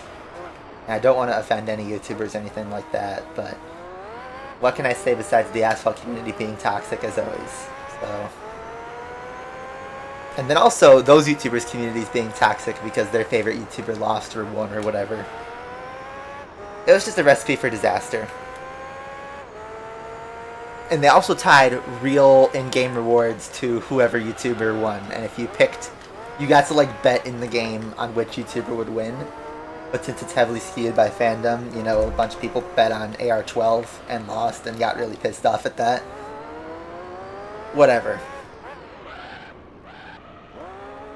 But you see, it was GameLoft who opted to pick both Alex and Aguila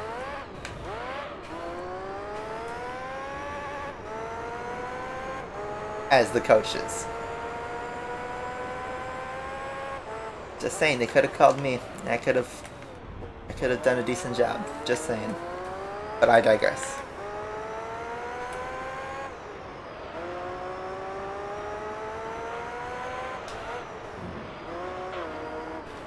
The losing car was the Mulliner. I have no idea if that is good or not. Was that a Legend Pass car or something? That was the Bentley, right?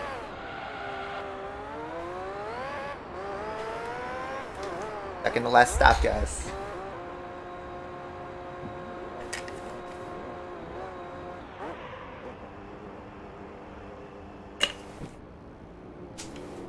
Yeah, Alex did his job exactly as, you know, intended. Which is coach the YouTuber the best he could, and he did a great job. But I think what GameLoft failed to understand was that Alex is like a top 3 player in the world. And I'm sorry if Aguila hears this, but I don't think he's a top 3 player in the world. So, sorry, but that's just kind of how it is. And in order to have someone match Alex's coaching, you need another top 10 player. Just period. You need a top 10 player. I'm not saying I'm a top 10 player, but if you got a coach like a Feek or Racer Best or anyone like that, there's plenty of big YouTubers who are, you know, top players. But the thing is, Alex and Aguila both are under the Asphalt Creator Program, so that's probably the easiest selections they made. Yep, you could have done Marv. He was a ESL finalist multiple times.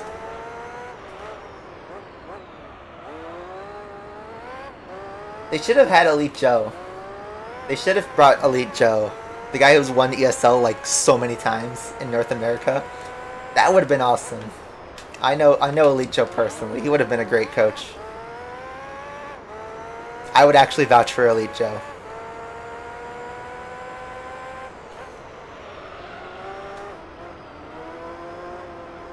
Does Hector play? I don't know if he plays seriously. I still have him in my subscription box. But every time he uploads, it's just like the next update's stats, which are just like free views. I don't know if he actually plays.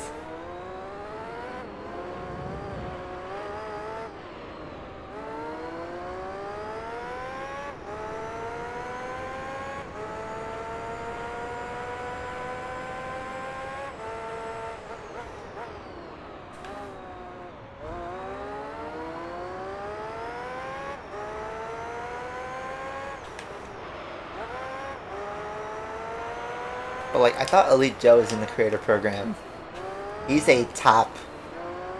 I'd 100% put him in like the top 10 players. And he should have been one of those. You go to Watkins Glen? Nice. I haven't tried out the track in GT7 yet. I didn't have much time last night. Because I was going out, obviously. But yeah, so many Asphalt players left, well, and you can kind of figure out why. But they're off doing great things. I saw one of them is like a speedrunner now. It's like an RPM player. I forget who it is, but he He's pretty high up on the speedrun leaderboards of a game I'm familiar with. I forget exactly which one it was. And it wasn't like a racing game, it was like a platformer or something, but I was surprised to see that it was the same person. You know, that's cool.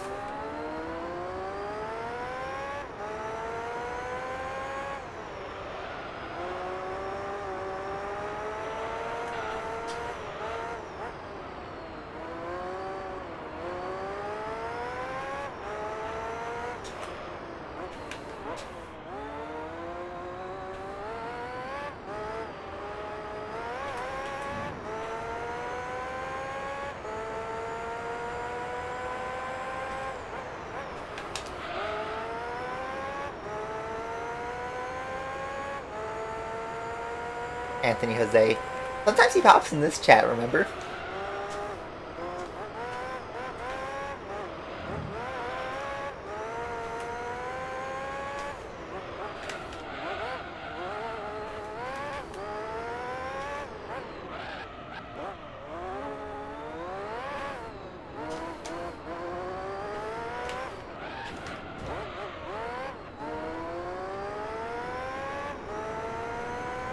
Yeah, Racer Best is like a top 5 player. Absolutely. Probably the best. But I haven't followed Asphalt in a year, so I have no idea how the elo is, the meta, whatever. If you're having a greatest of all time player, you gotta put Alex, Racer Best, Afik, Joe, etc. in that conversation. I can't give you an objective ranking because everyone's, you know, skill set changes over time. But they gotta be in the conversation.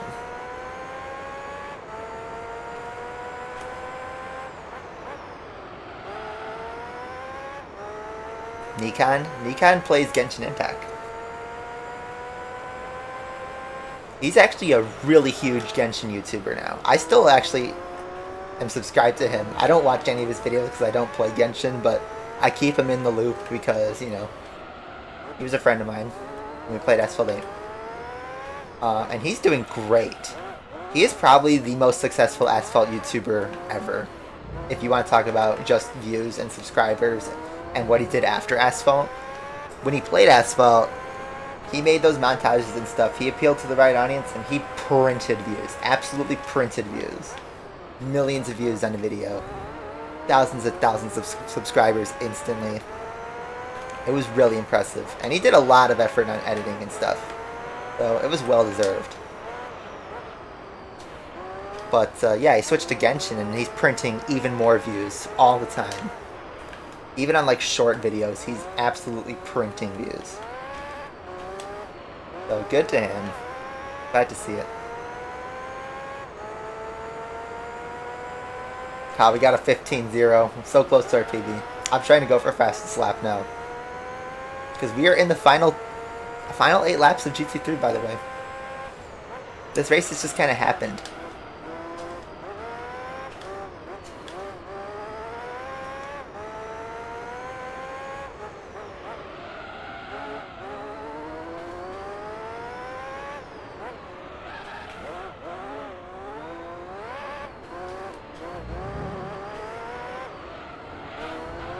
Damn, I bumped the wall.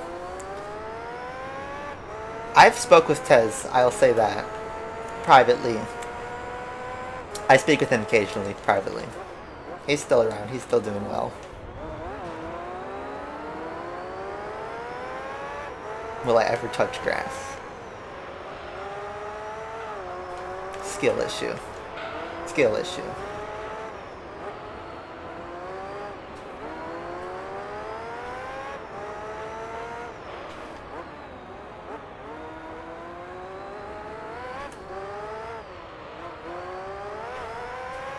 I'll go for one more lap. If I make a mistake, I'll pit on this lap.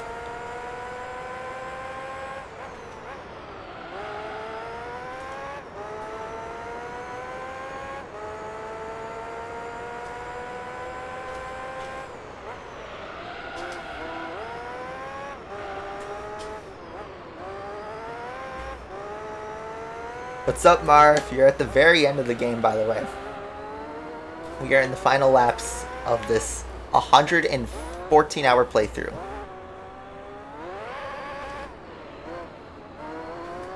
Yeah, wait.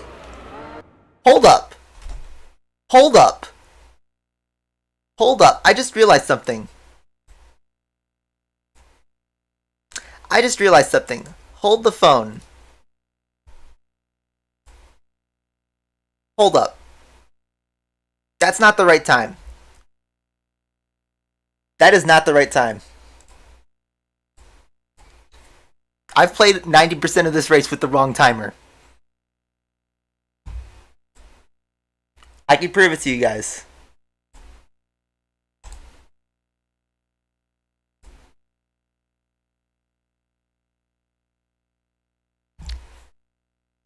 Yep.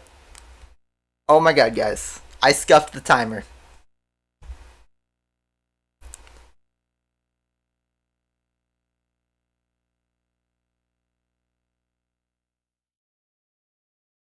This is the last stream.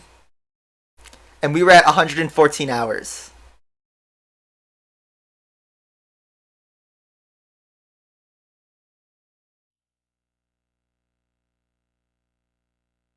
So I went back from when we started the last week's stream and basically rolled over that time with this stream.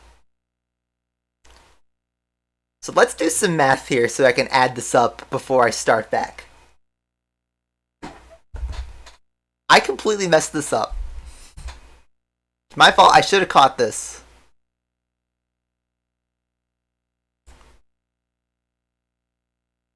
Wait, there it is again! What the fuck? Guys, hold on. There's my real time. That's the real time. That is the actual real time right there. That 116. That's the real time. Hold the fuck up. What's going on?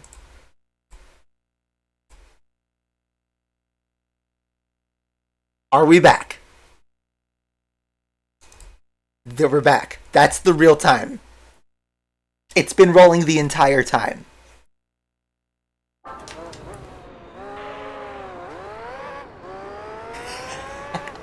Wow. I am such an idiot.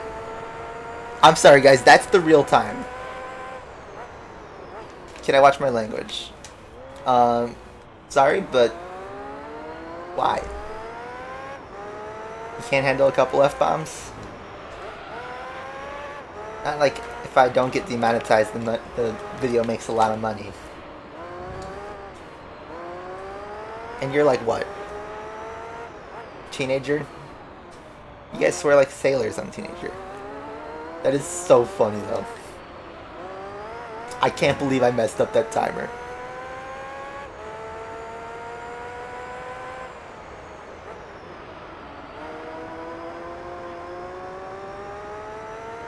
I messed that up. That is so funny. So on the video archive, it's gonna jump to like 100 and... It's gonna jump to 116 hours all of a sudden. I mean... It's all gonna be in the same video, so it will make sense at the end, but... I'll probably just like put a giant block... Or you know what I'll do? I will overlap with a Sony Vegas timer until it reaches this point in the video. Next time, don't swear. Got it.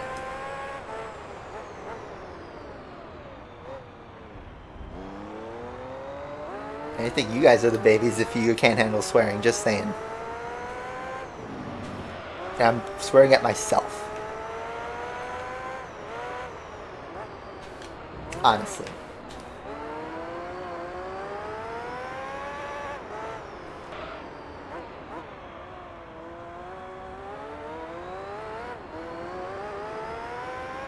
Alright. Final pit stop of G2. Here we go. We are nearing 100%. Wow. No swearing on my Christian GT streamer.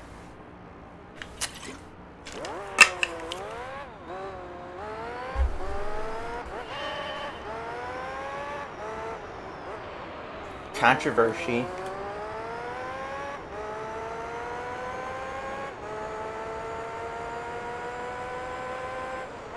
Top 10 Minecraft YouTubers who have sworn.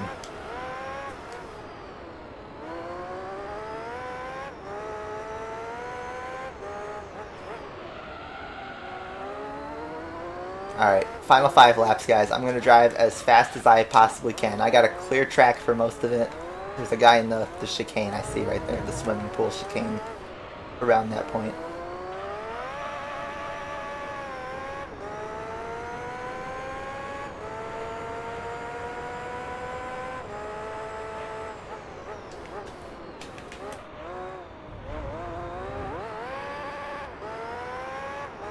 Say the gamer word.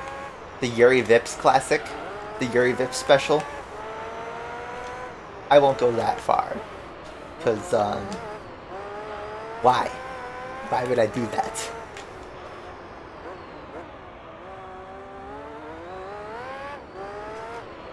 Heated gamer moment.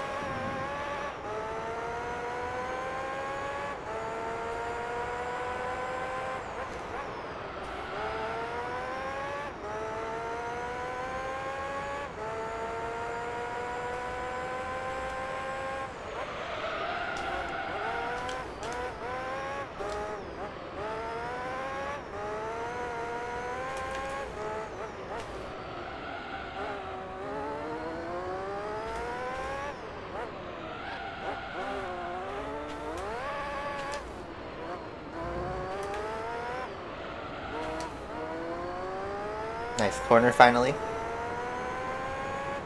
I swear like a sailor in private. I'll be perfectly honest with you guys. Because it's in private.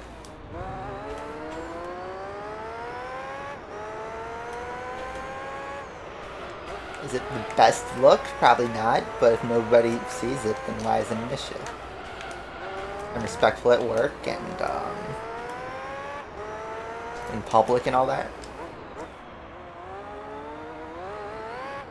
And it's never any directed towards any like individual. We had 100 minutes in the race. We were driving a good lap, potentially a fastest lap, but I messed it up at the final corner.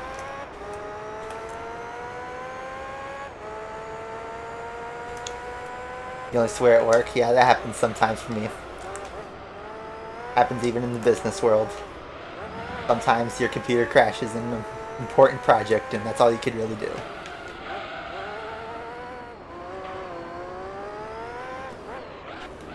Whoa. That hairpin was out of control. This is a bonky lap. Do the last lap in reverse.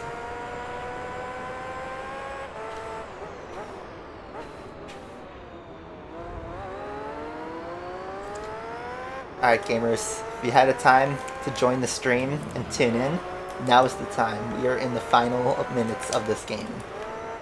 We have the timer working. We are on our last set of tires.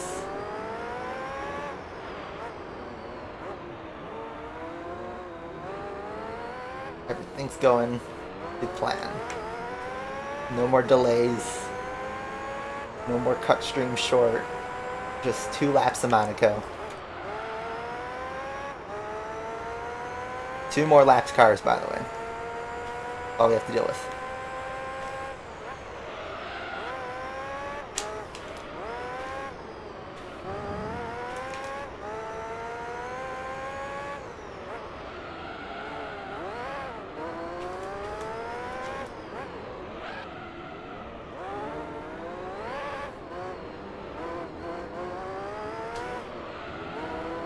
Ooh, that was a nice corner. Slipstream.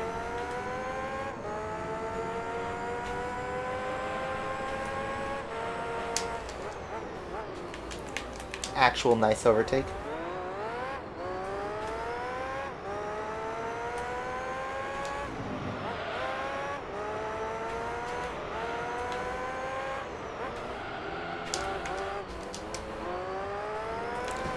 Get out of my way.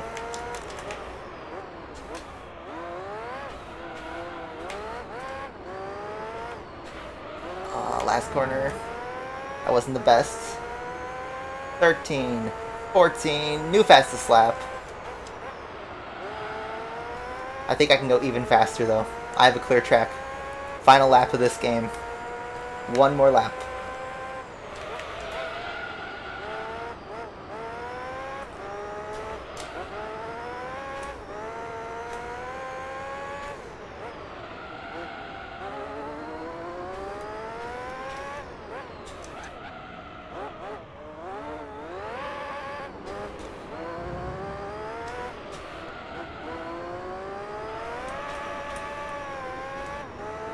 Minor bonk.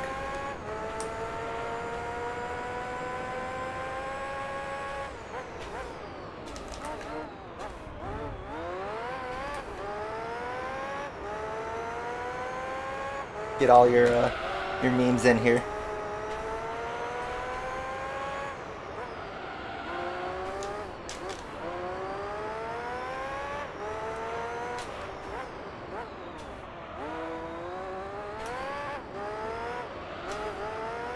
Ladies and gentlemen, and everyone in between, Gran Turismo 3 is complete.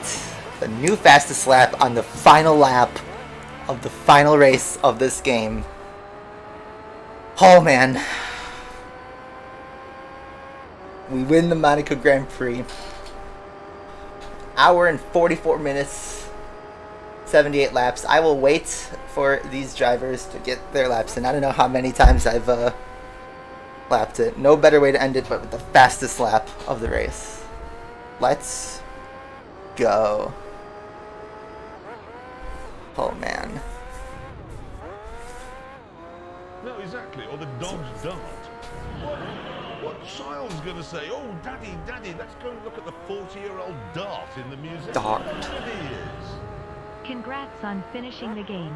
Now go spend this money on GT7. Oh man, you want me to give money to Polyphony Weekling? Thank you very much for the $15. That is a big boy super chat. So wow, we only lapped the 94 3 times. So there you go.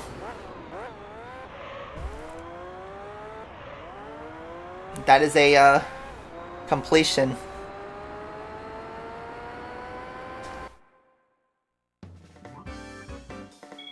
Clean sweep. Let's just watch this little bit of replay just one more time. Man. It's lights out and away we go. Man, this game's done. We're all done.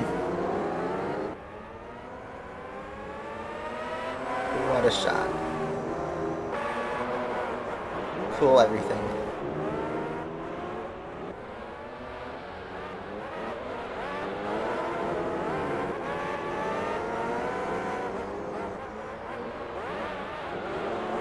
Alright, we won't watch the whole race.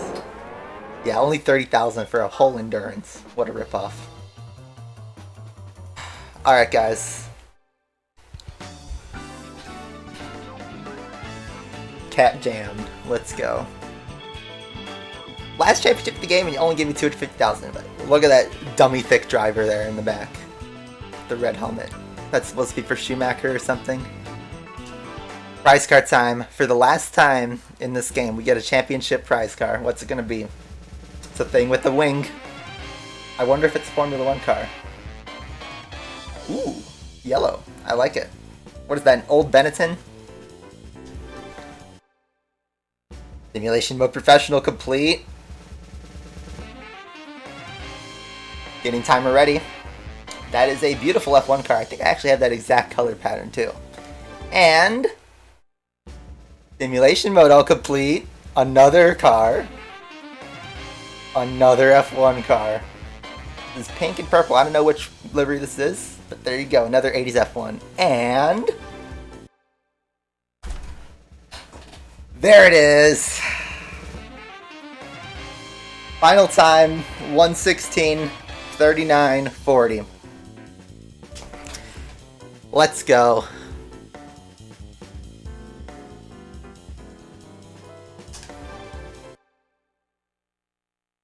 We got all the F1 cars there. 4 prizes in one.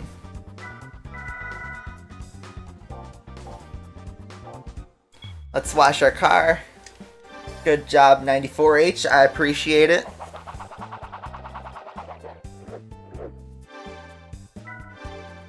Yeah, who predicted 1639? I forget if we ever actually collected those.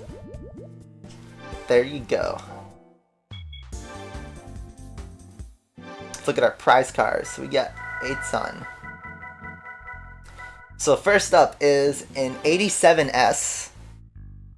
Which actually, you know what? I think that is the 1987 Lotus. So that is the actual car itself, not a fake livery per se. I mean, it is a fake livery, but that's the 87 Lotus that Senna drove in that livery. So that's really cool.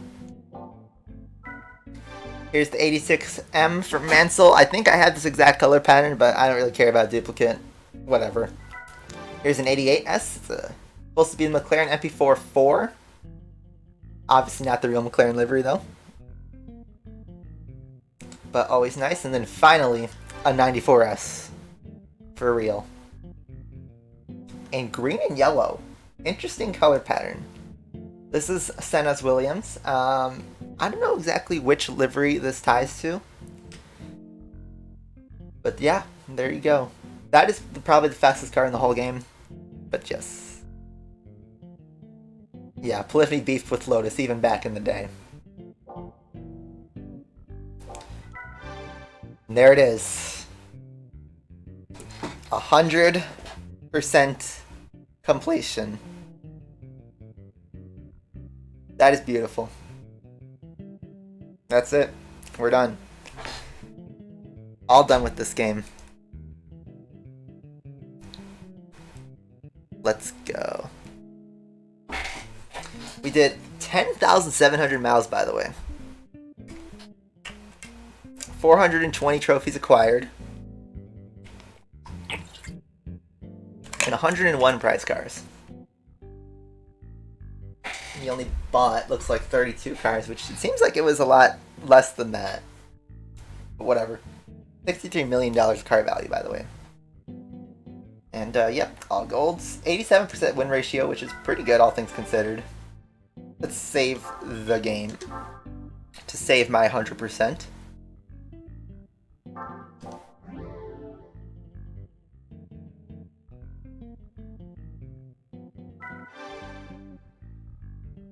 Yes. You only won $11 million prize money. That's nothing in GT7 terms. But, yeah. Let's just go through all these events. This was all gold in every single race.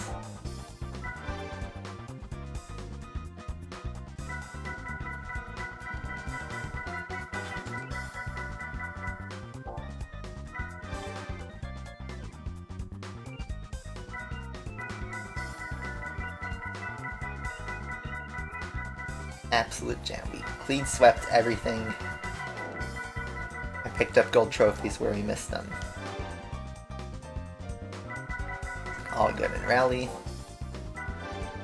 All good in endurance. Now I believe you could probably get 100% even if you don't all gold, but I'm not 100% sure on that. But yeah. Just under 2 million credits. So, in terms of the people watching the YouTube segment, I thank you for watching this journey along the way, whether you're watching in 2022 or whenever. Maybe even when I'm like dead in 100 years or sooner than that or whatever. If this is the last piece of human history alive, then I hope the alien thing that watches the last piece of human history enjoys GT3. So, this was a fantastic game, and if somehow there's a PlayStation still around in 1,000 years, pick this up. So, yep. And, thank you all for watching. I will see you guys on the next playthrough. Now for the stream chat. You hate future talk. Yeah, don't you guys hate existing? Anyway, for you guys who still want to stick around, since I got some time. Skyline R34 Tahiti Maze. Professional mode. Let's walk around. We're not ending the stream. Or at least I'm not going to immediately end the stream. Because we could still mess around. What game's next? Well, unfortunately my friend still has it. Because I lended it to him a year ago. It would be Burnout 3. But while I don't have it, and I'm trying to get it back to him before he moves away. I got to get some other stuff.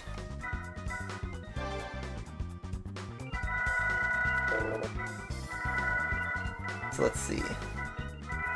There's the maze. What can I drive? Did I ever have an R34 Skyline, or do I need to buy dirt tires for it? I think I need to buy dirt tires for it. Oh, there it is. I think I might have actually done this at some point in the past. But screw it.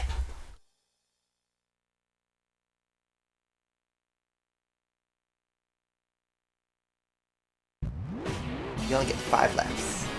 Drive for 10 Francisco? I do have that game. I was thinking of playing some retro games for a bit. I mean, this is technically a retro game.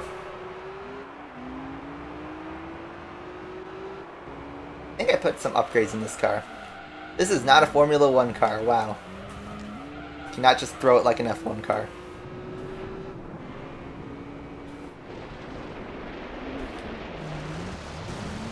Inala. Also, no tire wear.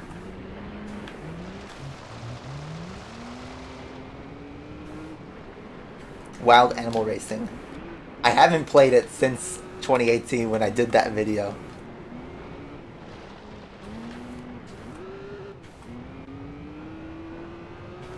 I was thinking of maybe playing old school Crash Bandicoot because I recently discovered those games again and 100% of the original trilogy. Save it. Complete the spin. Ah.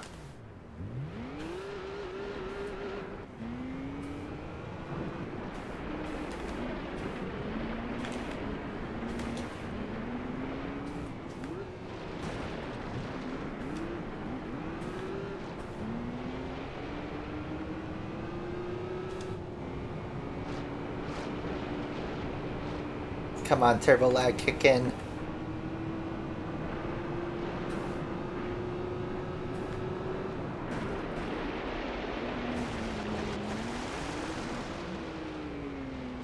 I completely caused that. Oh, he balloon bend it too.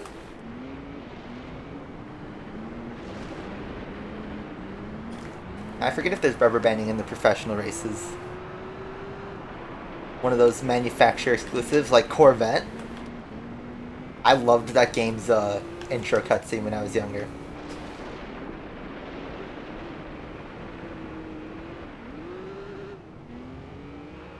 This track looks better in GT4.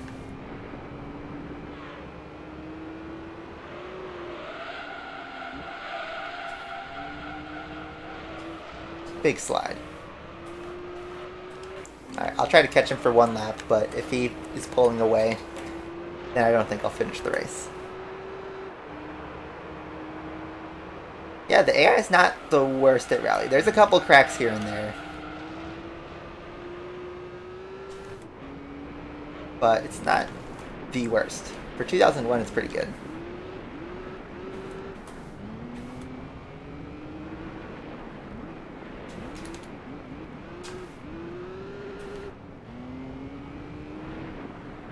Needs some special tuning. Needs like a racing gearbox.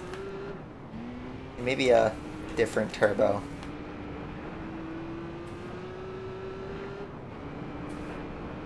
If only GT7's rally was better. GT7 rally just doesn't feel the same.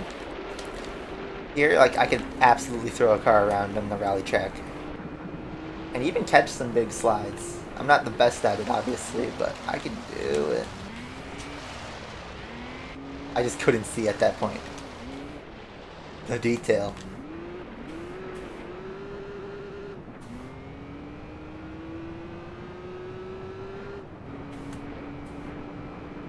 So looks like that Impreza's pulling away. With the gap 6 seconds.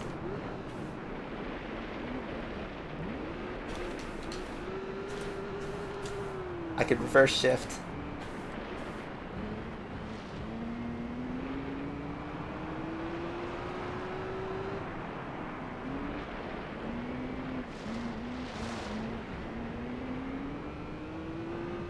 gap's now 7.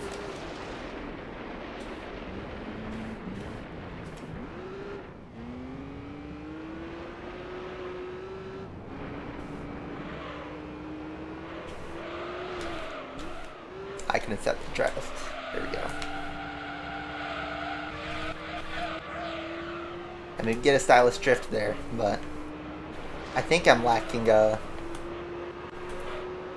acceleration and power, honestly. Look, the gap's now 8 seconds.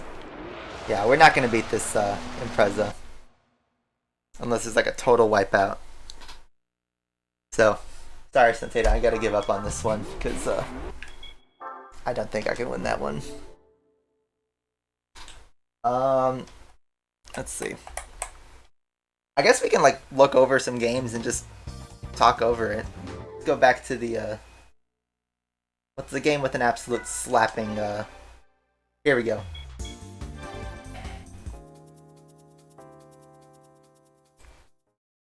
Can I still have the Elgato sound?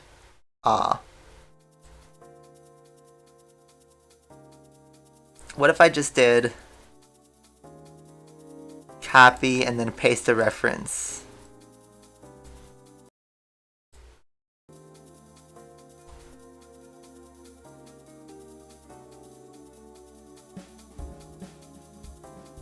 Let's see. And then is there a box I can grab?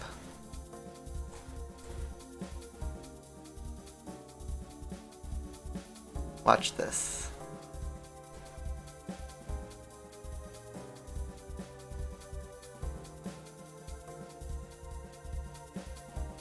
Boom. Look at that. And now we could actually have the excellent GT3 soundtrack playing.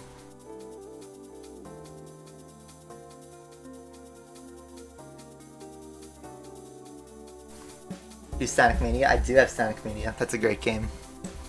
Alright, so here's the ideas that I had for a future playthrough. Post GT3 but pre-Burnout. So let me know what you guys think. I got a...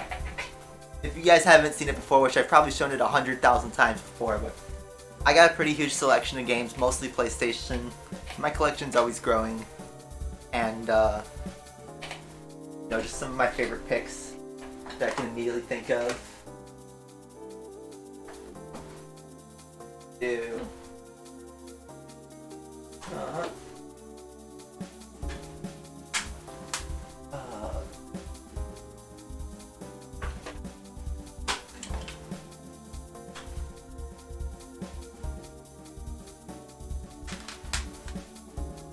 Grabbing some stuff.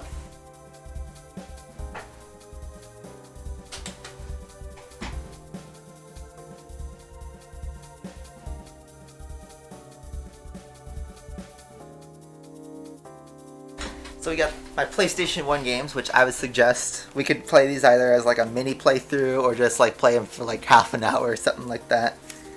I got, in no particular order, Need for Speed 3 Hot Pursuit. Sorry if there's glare. But,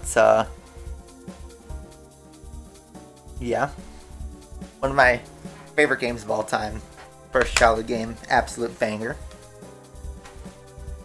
Crash Bandicoot 1. A completely unrelated non-racing game, but a classic. Everyone's probably played something like this at some point. Great game. Great soundtrack, underrated soundtrack to be honest. You got Ridge Racer Type 4, another great game that can be played in under an hour. And the Need for Speed Porsche Unleashed. My game, in my opinion, one of the best soundtracks of the PS1 Need for Speeds. A terrible game to actually drive on, which is a shame because if the driving was actually like handled properly, this would probably be one of the best Need for Speeds ever. The actual content inside is great. I just wish the controls were better. Maybe there's a mod out there for like the PS1 version, but I highly doubt it. Do I have DT Racer? Glad you asked. Buzz.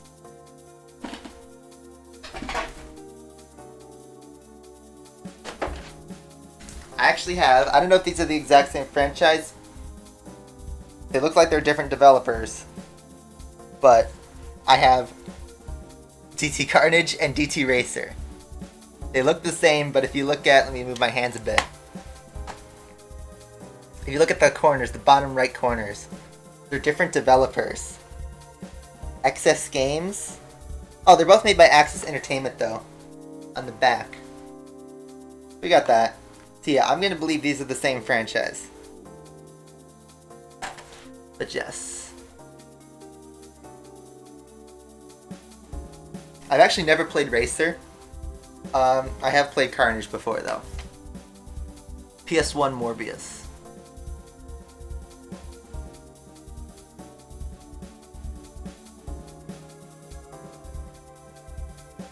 I mean, Richard Burns is a legendary rally driver, so you know what? I don't mind that.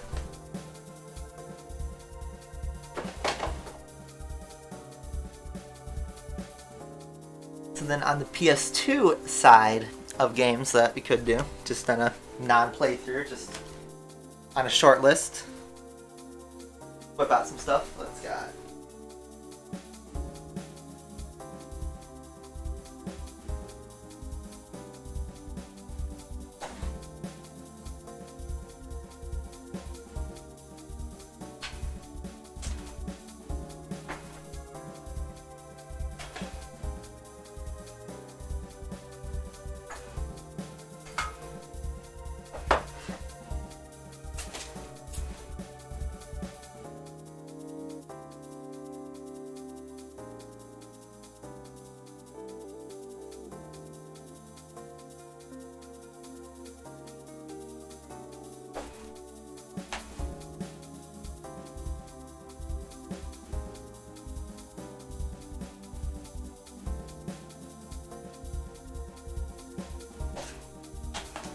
I got a lot here that we could potentially do.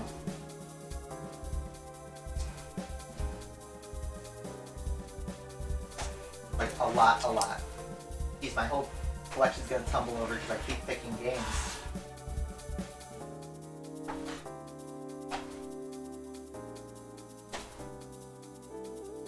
Alright.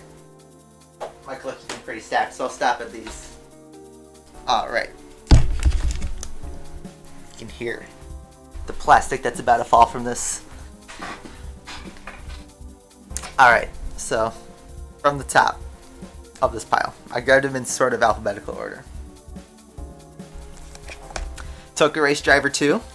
I don't know if you guys have ever played a Cookeh game. This was, in my opinion, really difficult back when I was younger. I couldn't figure out how to play this game properly. But I'm sure if I give it another shout, this is probably pretty good. The first Test Drive Unlimited. I have both the 360 and the PS2 version of this game, but if we're in a PS2 mood, we could do this one. This is a great game. Outrun 2006, Coast to Coast. I love Outrun. I love the arcade cabinet version of this. You know what's funny is if you go in the corner, back when we got this in 2006, it was $30 new, and if you try to find a used copy of this thing's worth like $50 or $60 these days. It's crazy. It's actually quite expensive for some reason.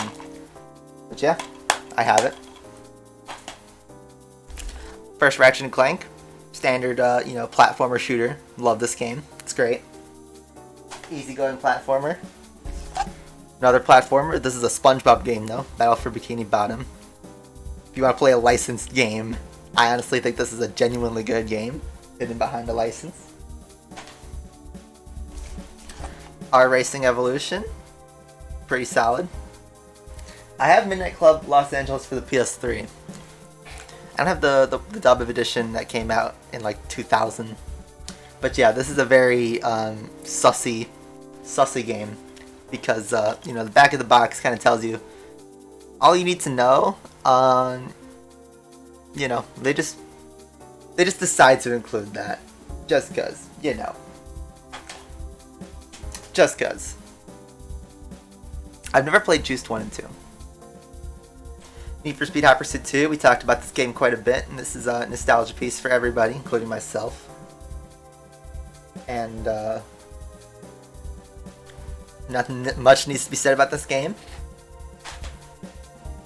Here's a licensed, manufacturer-specific, car-specific game, actually. Corvette. I've actually played this game pretty intensively when I was a kid. I don't remember if I ever actually fully beat it, but I got pretty far in it. And it actually gives you a lot of Corvettes to drive, up to like 2004. But, yeah, this was bought at EB Games. That's how old this is. Or sorry, Games World. Oh no, it was EB Games, yeah. EB Games. Back when that was a thing.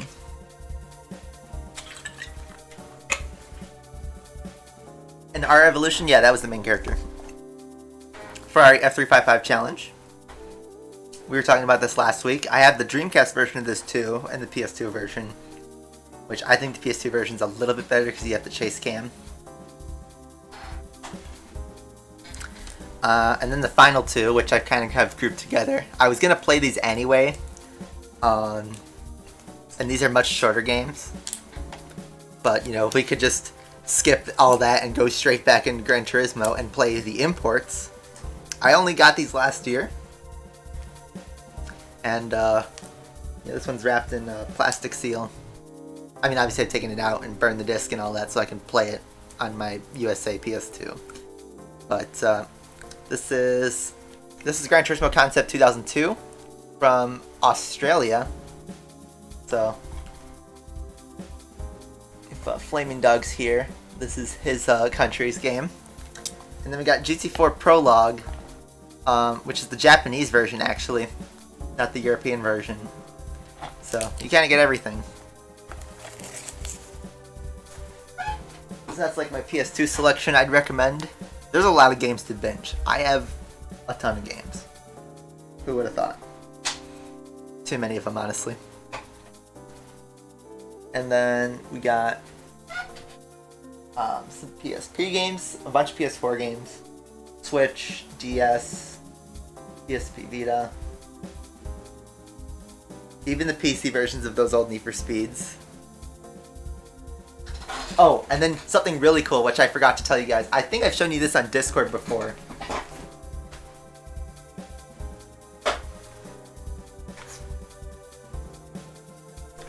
I have the Japanese versions of the first two Gran Turismo games on PS1. They're not too different. The soundtracks are different. The soundtracks are better, actually. But they're the same games. It's like the regular North American version, pretty much. But yes, I have those Japanese versions of those games, which is pretty cool.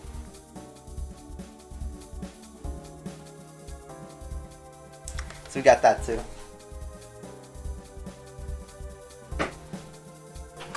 I also have the PAL version of the first Gran Turismo, and I've been trying to find a reasonably priced PAL GT2. I don't know if BK4 caused the PAL soundtrack to that to be a lot more expensive, but for some reason I cannot find a UK version of Gran Turismo 2 for like under $15 that could be shipped to the United States. It's crazy. And then on the PS3 side, since, you know, I'm dismantling my entire collection at this point, let's pick out some stuff.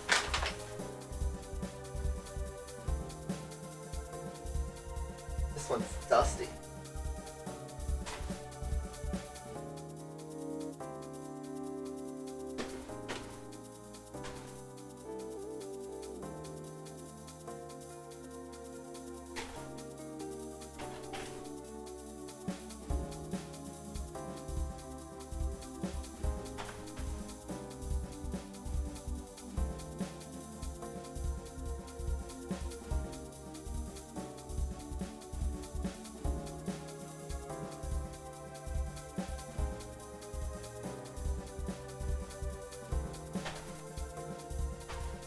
I picked mostly racing games for this because in terms of like platformer or adventure games, there's like PS4 versions that are better.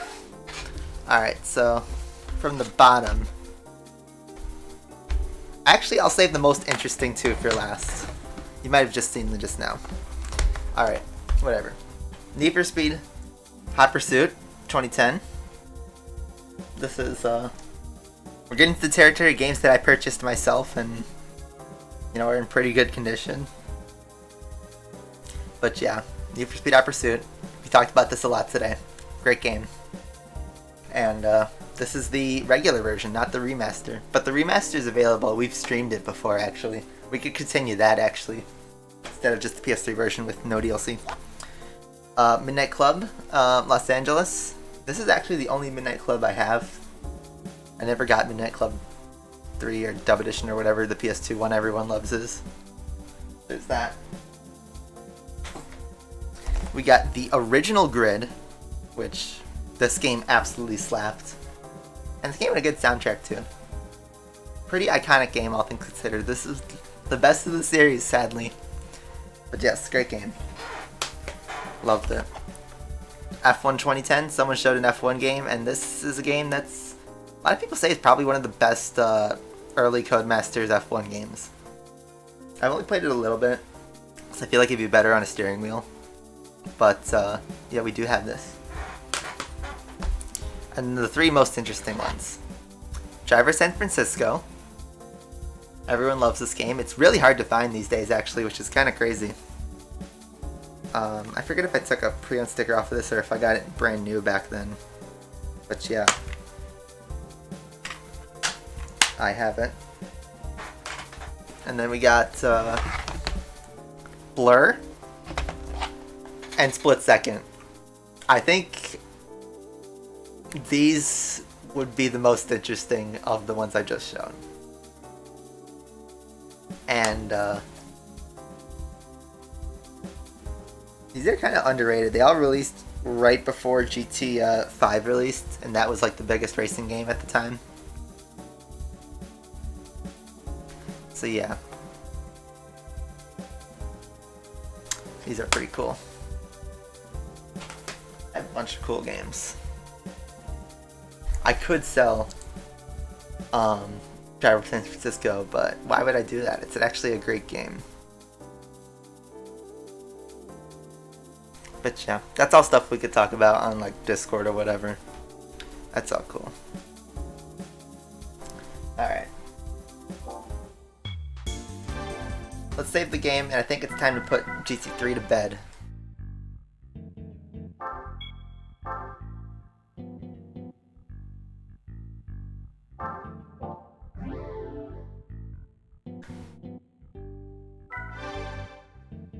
Wow, 100%.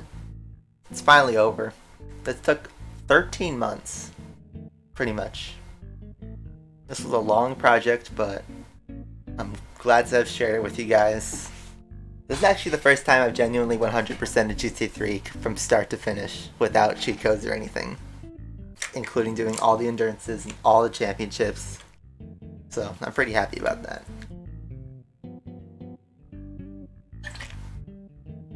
But yeah, all is cool. And yeah, I wasn't kidding when I said it's a long game. If I was, a full-time streamer or something, yeah, we could have knocked this out in a couple months, but I'm not a full-time streamer, so yeah.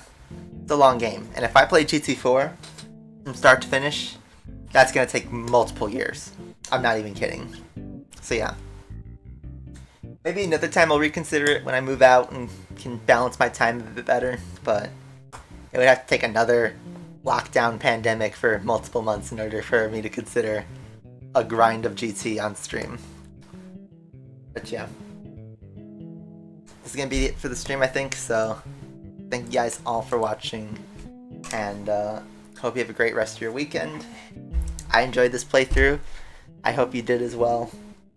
It was really fun. I don't think this is a farewell to the game, because we might come back to this game to, play some licenses or drive some cars around, do some time trials or whatever. But yeah, for now, it's been a good run with GT3. We can finally put this game to bed and do some other stuff. So, thank you guys all for watching. I will see you guys with another